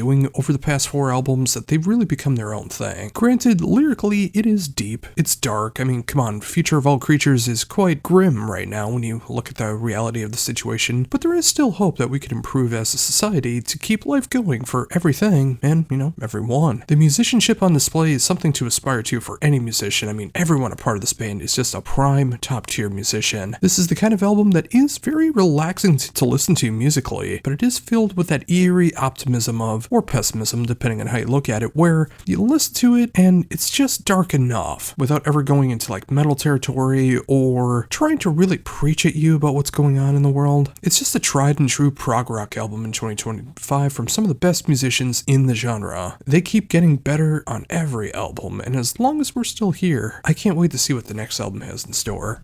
Up next is another band name that I deeply apologize if I get wrong, Ryokan with Kept. This is another Finnish prog band here, but it definitely goes into a different direction. Feeling like a fantastic mix of the middle era Catatonia, early day Leprous, and sometimes the Man-Eating Tree. This sophomore album hits the mood for anyone who enjoys some progressive and gothic metal music, especially the way that I do. Some of the riffs and vocal melodies, and of course that atmosphere, hits me in a way that instantly attacks my emotions. It's a cool mix of modern and early 21st century metal that works in such a catchy way that I simply can't get enough of it. And if you enjoy the darker side of progressive metal, and of course have that soft spot for gothic music, you really need to give this one a proper listen and feel the passion that this band projects onto you. I think this is going to be really, really under the radar, and it shouldn't be. This should be regarded as one of the best progressive and gothic metal albums of 2025. Next up, we have yet again another name that I deeply apologize if I get wrong, Sakahither with Samite's black metal. Despite the band forming back all the way back in 2002, this is the band's first studio album, and having been in bands that really didn't work out the way that I want them to, I totally understand why it took so long for them to be able to get their proper first album out. There's been quite a bit of lineup changes and other stuff that's happened in the world right now that's prevented this from happening, but thankfully this album is still filled with style, substance, and a thrilling ride from start to finish. I have no concept if these songs are made from 20 plus years ago, or this is all brand new music that was created with the new lineup, but I will say they would hit just as hard back in 2002 as they do now in 2025. It's some of the catchier riffs I've heard in straight up black metal in quite a bit of time. I miss that in the genre so much when riffs matter just as much as the lyrics and the presence that you have. This is quality black metal from start to finish, and it gets quite punishing in just the right spots. If you want some refreshing black metal, give this one a proper listen. It was a long time in the making, but the final product is more than worth it. Up next is the debut album from Thomas Arek and the Ouroboros. And of course, you may know Thomas as the founder, singer, guitarist of the post-hardcore band, The Fall of Troy. Well, this band kind of hits a scratch that I didn't know needed to be itched in such a long time. It's progressive rock, it's post-hardcore, it's math rock, all rolled into one. If you love moments of the Mars Volta and Coheed and Cambria, but also getting into that math rock territory, if you love The Fall of Troy, or if you just want to know what emo prog was all about, out, you might want to give this one a shot. It feels like a mix of the Warped Tour, Taste of Chaos, and Progressive Nation all rolled into one. I know this won't be for everyone for various reasons, but the more I listen, the more I love it, and hearing this take on progressive and emo music, I just love it, and it really hits the spot, and it just might work for you as well. Up now we have Vermilia with Karsikko. This is another Finnish band here, but this time it's the third album from this one-woman project. This album is filled to the brim with pure emotional takes on atmospheric and pagan black metal that other bands have only strived to do, but could never achieve. Between the chants, the gripping riffs, and the overall feeling that you're in a Scandinavian forest, it makes for the perfect mood album, but that mood can strike at any time. The production is a bit raw, but it fits in character to what's going on, but the musicianship on display is in pure top form. Everything that Julia Mattia has done here is perfection for the genre. If you want something that is truly emotionally driven in the genre, you need this one in your life. Your life will feel a bit fuller in the process. And finally, we end things with Visions of Ruin with Nine of Swords. And the debut album from this American band combines so many different things rolled into one. It is symphonic, black and deathcore that also has some of the catchiest stuff that I've heard in quite some time. Of course, this band is heavily influenced by different kinds of card games, Magic the Gathering, tarot cards, all that kind of stuff.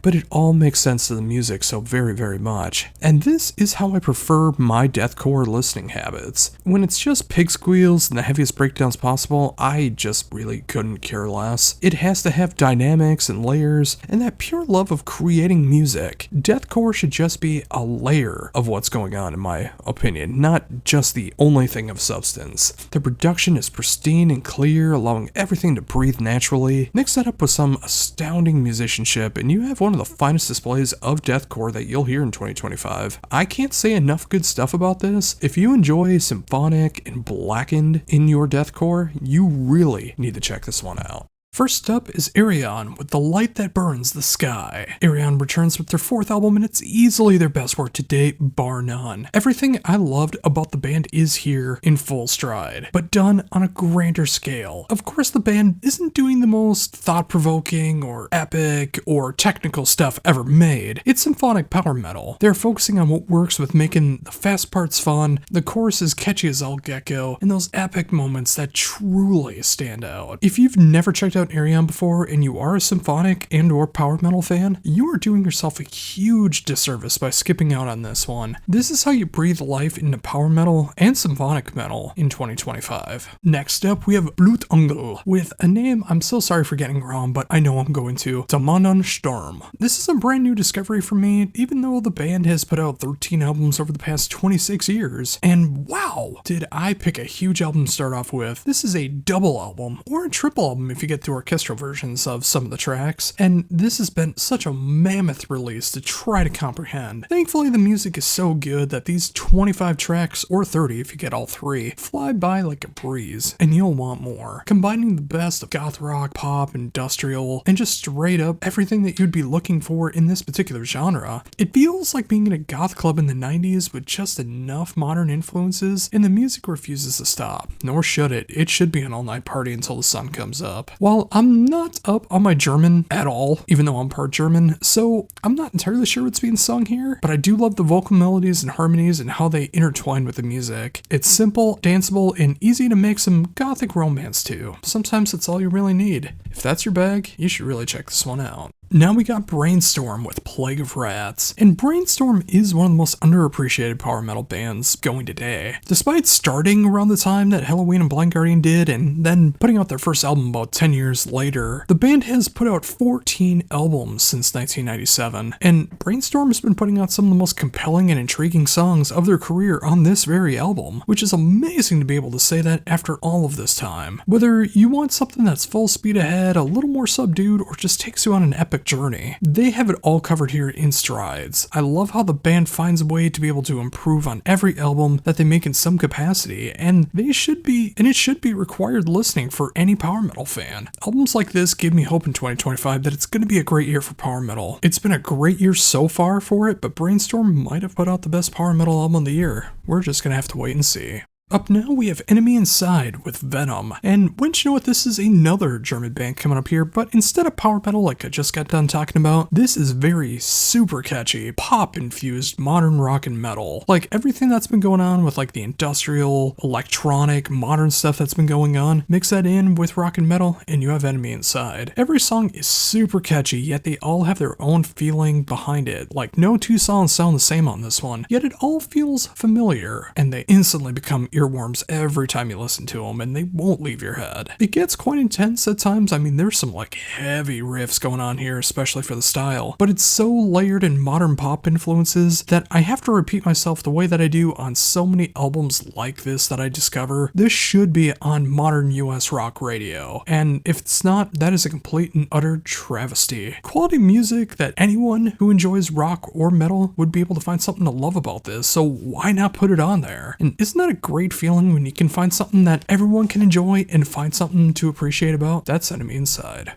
Up now, we got Perfect Plan with Heart of a Lion. This is the band's fourth album, and it's pure, unadulterated Swedish AOR from start to finish, hitting that sweet spot between the late 70s to late 80s AOR sound that is just heavy enough, just poppy enough, the right guitar solos, the right kind of vocals, and it feels so motivational as well. Like, especially with an album title like Heart of a Lion, it makes you feel like that you can do anything that you want to achieve. And in 2025, we need that more than ever before, especially as authentic as they do it here. The production is perfect for the style. Everything from the vocal melodies and harmonies to the instrumentation is so on point here, and it hits all the right spots. AOR has been doing so good in the past several years, and I'm so happy that Perfect Plan is here to do it so, perfectly. Sorry about the pun. Up now we got Rama Cowley with Soulbound, and this is a man I've had the pleasure of interviewing on a number of occasions, and I'm so glad to see that he is back with another fantastic solo album. This is everything that I want from Robin at this point. He doesn't need to reinvent the wheel whatsoever. He's just got to keep making some absolutely solid music from start to finish, and that's what this album is. It's that great authentic sound of that late 70s to 80s hard rock and melodic metal sound that he really showed his talented voice for, and I'm so glad that he's still doing that now. This feels like an album that was made in 1984 but updated just enough for 2025. His voice is holding up magnificently, and the rest of the band seems like they're playing with absolute ease, or at least they make it sound that way. This is just a fun album that shows once again that Robin is here for the long run and has no intention of stopping. And if he's making music this good, this late into his career, I can't wait to see what he does for albums and albums to come.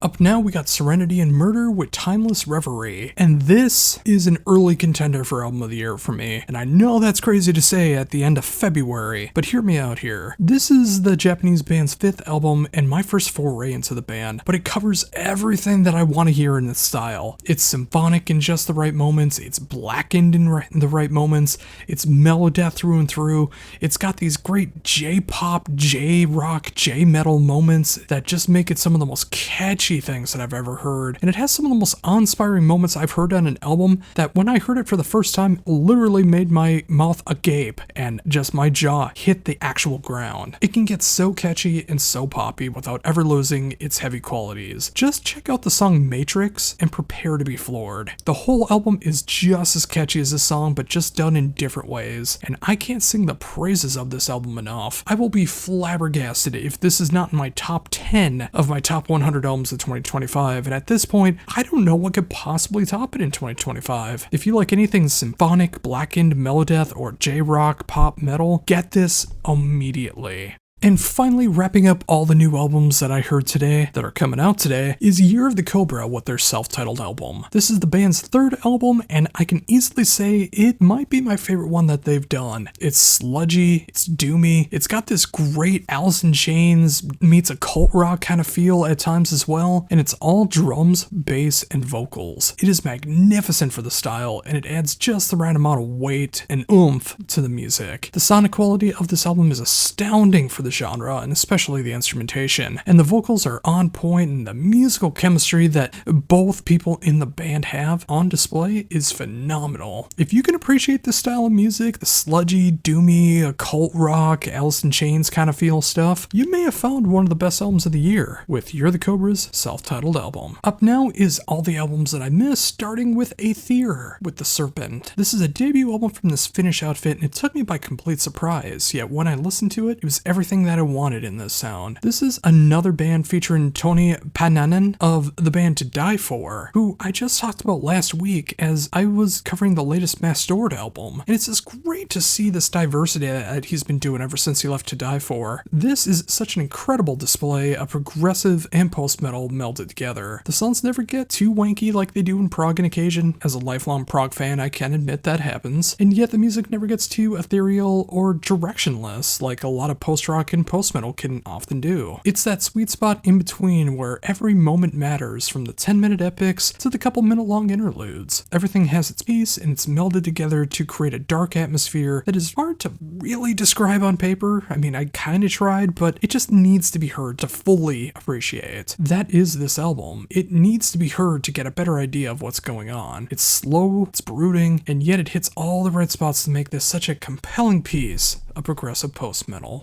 Up now we have Amon Sethis with Part 3, Dawn of an Apocalyptic World. This is the band's fourth album. Even though it starts with Part 3 here, it's actually a conceptual story that's going on with this progressive metal band from France. They have Parts 1, Part 2, and Part 0, which came out before this, which is a prequel, and it makes Part 3 just a little bit more dramatic when you have the story behind it. I'm not going to give away what happens in it or what it's even about, but with a name like Amon Sethis and Dawn of Apocalyptic World, if you've never heard of them before, you might start to get an idea. If you enjoy bands like Mirath, you also might start to get an idea of what this is all about. Also, this is for people who enjoy Vadenplas and the John Arch era of Fate's Warning. Like, even though it doesn't hit those falsettos that Arch can do, this is a great conceptual album that is a treat for anyone here for the full story or just looking for some great prog metal. It's just modern enough, but it still feels like a good throwback at the same time. Put it on and just see what I mean. I think you'll understand. Though, if you want to know what's going on, I recommend starting with Part 0 and going in numerical order, but I think you know what I'm getting at here. Up next, I have Christopher with the Bermuda Pentagram, and I wish I had more info to give you about this band. All I know is that I found it on my streaming platforms. I found it on YouTube, I found it on Spotify. It's the debut album from what I'm assuming is a Finnish outfit. I don't know who's a part of it. It could be a one-man project, it could be a full band. I have no idea, but all I know is this is some of the best crust punk meets black and roll that I've heard in a very, very long time. 11 tracks, almost 32 minutes. This thing is a full-on assault of crust punk and black and roll. It's made for the pit, and it's the perfect set length for a live show. You play this start to finish, and you're gonna get some absolutely violent pits going on. If you love this style of music, you are gonna love Christopher. I can't recommend this enough. Up now, I got Kulak with Wayfarer, and Kulak has had such an eclectic run as an artist so far. In 12 years, there's now a staggering 22 albums to Kulak's career, and now with Wayfarer, they're going in a little bit of a different direction here, a bit more of an instrumental approach. Not saying that there hasn't been instrumental work before, but this focuses much more on the post-black meets atmospheric black metal meets doom metal combined together, and it just gives this very ethereal feel between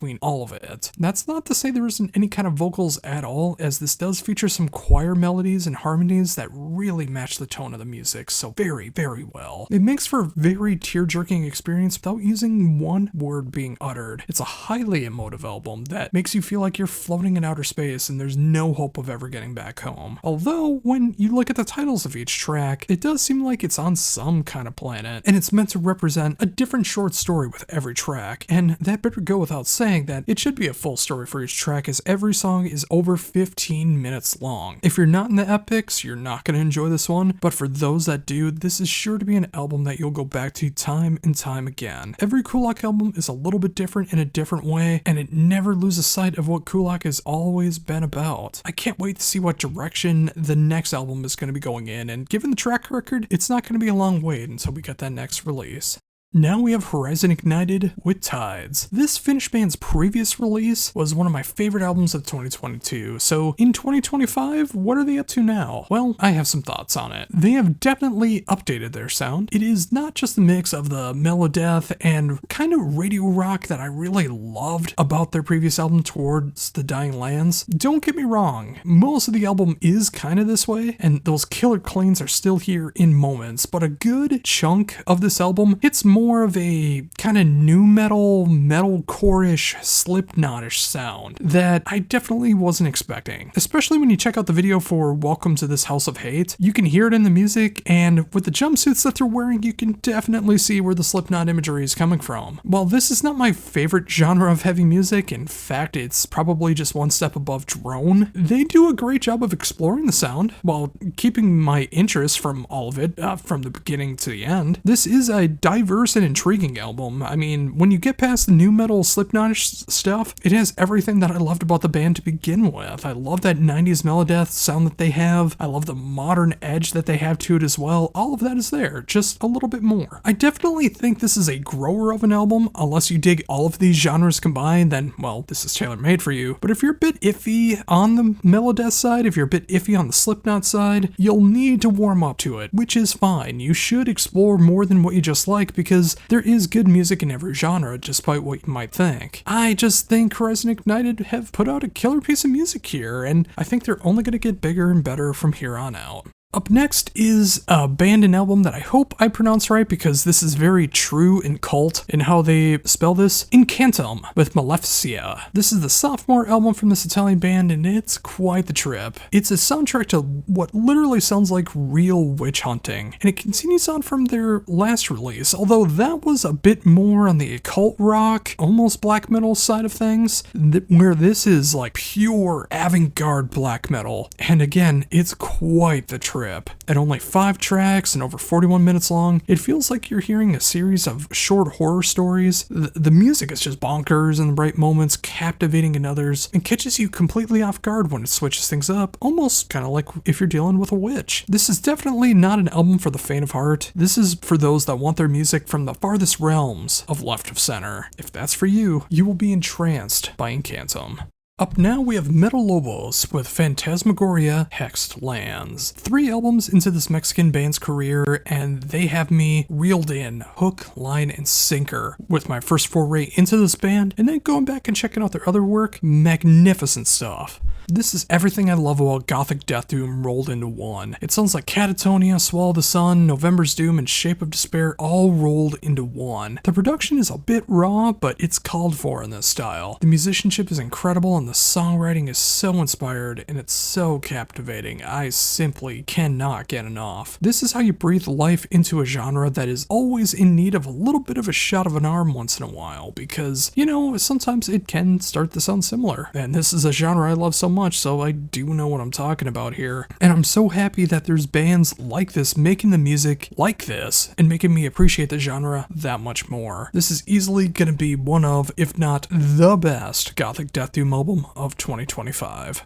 Up now we have Modari with The Outsider, and this is another one-man band that I've discovered that is doing some magnificent work here. Coming from Sweden, it is the perfect blend of black metal and melodeath to create this blackened melodeath sound that I wish more people would do. It hits those early 90s to early 2000s melodeath vibes that I love so much, with just the right kind of blackened overtones, especially in the vocals, but also that ethereal atmosphere as well. The best way I can go about it is that if you get kind of an idea of that, you need to hear more of it to see how it all comes together, as my words can only do so much. I'm kind of at a loss at how to do this a little more justice. It's everything that you love between the two genres done with the right kind of raw production style and a pure love for brutality. Give it a shot if you're intrigued by this at all, and I don't think that you'll be disappointed. Up now we have Pissgrave with Malignant Worthlessness. And no, the album title's not just how I feel about myself, it is the brand new album title from this Pennsylvania death metal band. It is the 3rd album from this band, and it's easily the most vicious and brutal album that they've done to date. They've pushed the boundaries of what death metal is all about. It's a rough listen, as the production feels like it's clipping all the time and it's set to full blast. But sometimes the style kind of calls for that. I mean, would you want to listen to an album from a band band called Pissgrave that sounds perfect? Of course he wouldn't. It's a nasty sounding album that feels like it's rotting away as you're listening to it. If you want a less complicated version of bands like Tomb Mold and Blood Incantation, or if you just want a more brutal version of bands like Revenge and Blasphemy and Deicide, you need Pissgrave. It's not the cheeriest album in the world, but I'll be damned if this doesn't fit the mood of 2025 perfectly.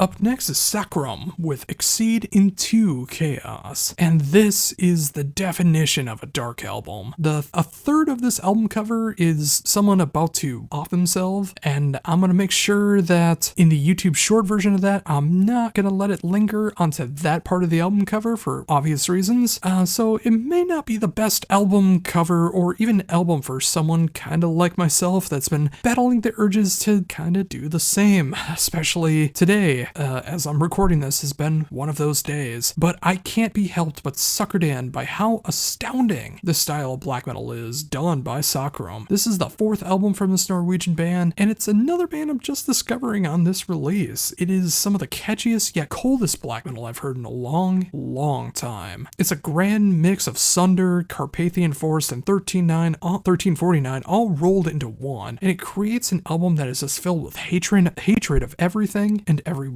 For anyone that has a mind like mine, maybe don't necessarily go into this one if you're feeling kind of bad. For everyone else, if you dig the most chaotic side of black metal, mixed in with undeniably catchy riffs, check out Sacrum. Now we have Scarlet Semblance with Resolve, a debut album from the UK area, and this thing has piqued my interest greatly. It gets technical in the way of Silosis, it gets as catchy as bands like Spiritbox and Architects, yet it has this undeniably heavy groove and heavy moments like a band like Gojira. You mix all of that together and you have a great modern take on how metalcore can be greater than the sum of its whole. There are some moments that get quite proggy on here, moments that are made for radio rock, and other moments that are some of the most brutal that I've heard in metalcore this side of Converge. All of that combined leads to a listening experience I simply can't get enough of. It just gets better to me on every listen. It's such a great modern take, but it also kind of feels like the early days of second wave metalcore as well in just the right moments. If you want a refreshing take on metalcore, you need to give this album a proper listen. And finally, we have the band Shrike with The Divine and the Serpentine. And wouldn't you know it, this is another UK band hailing from England, and this is one of the most intriguing fusions of melodeath and metalcore that I may have ever heard in my entire life. In what feels like a blend of the Black Dahlia Murder, Revocation, and Sixth, this feels like it was tailor-made for my taste. For some of the catchiest choruses in the business, to some of the heaviest riffs, to some of the most brutal and technical stuff going on, all done with a crystal clear production style that the Black Dahlia Murder fans are going to love. This gets bonkers in the right moments, kind of reminded me of Sixth, and it shows off all three members of the band playing perfectly. You are going to want to keep your eye on this band, as I feel like they are just one song, one radio play, one recommendation away from exploding into the stratosphere. The music more than calls for it. Check this one out if this sounds intriguing to you at all. I have a feeling that this band is gonna be huge. It just needs the right momentum.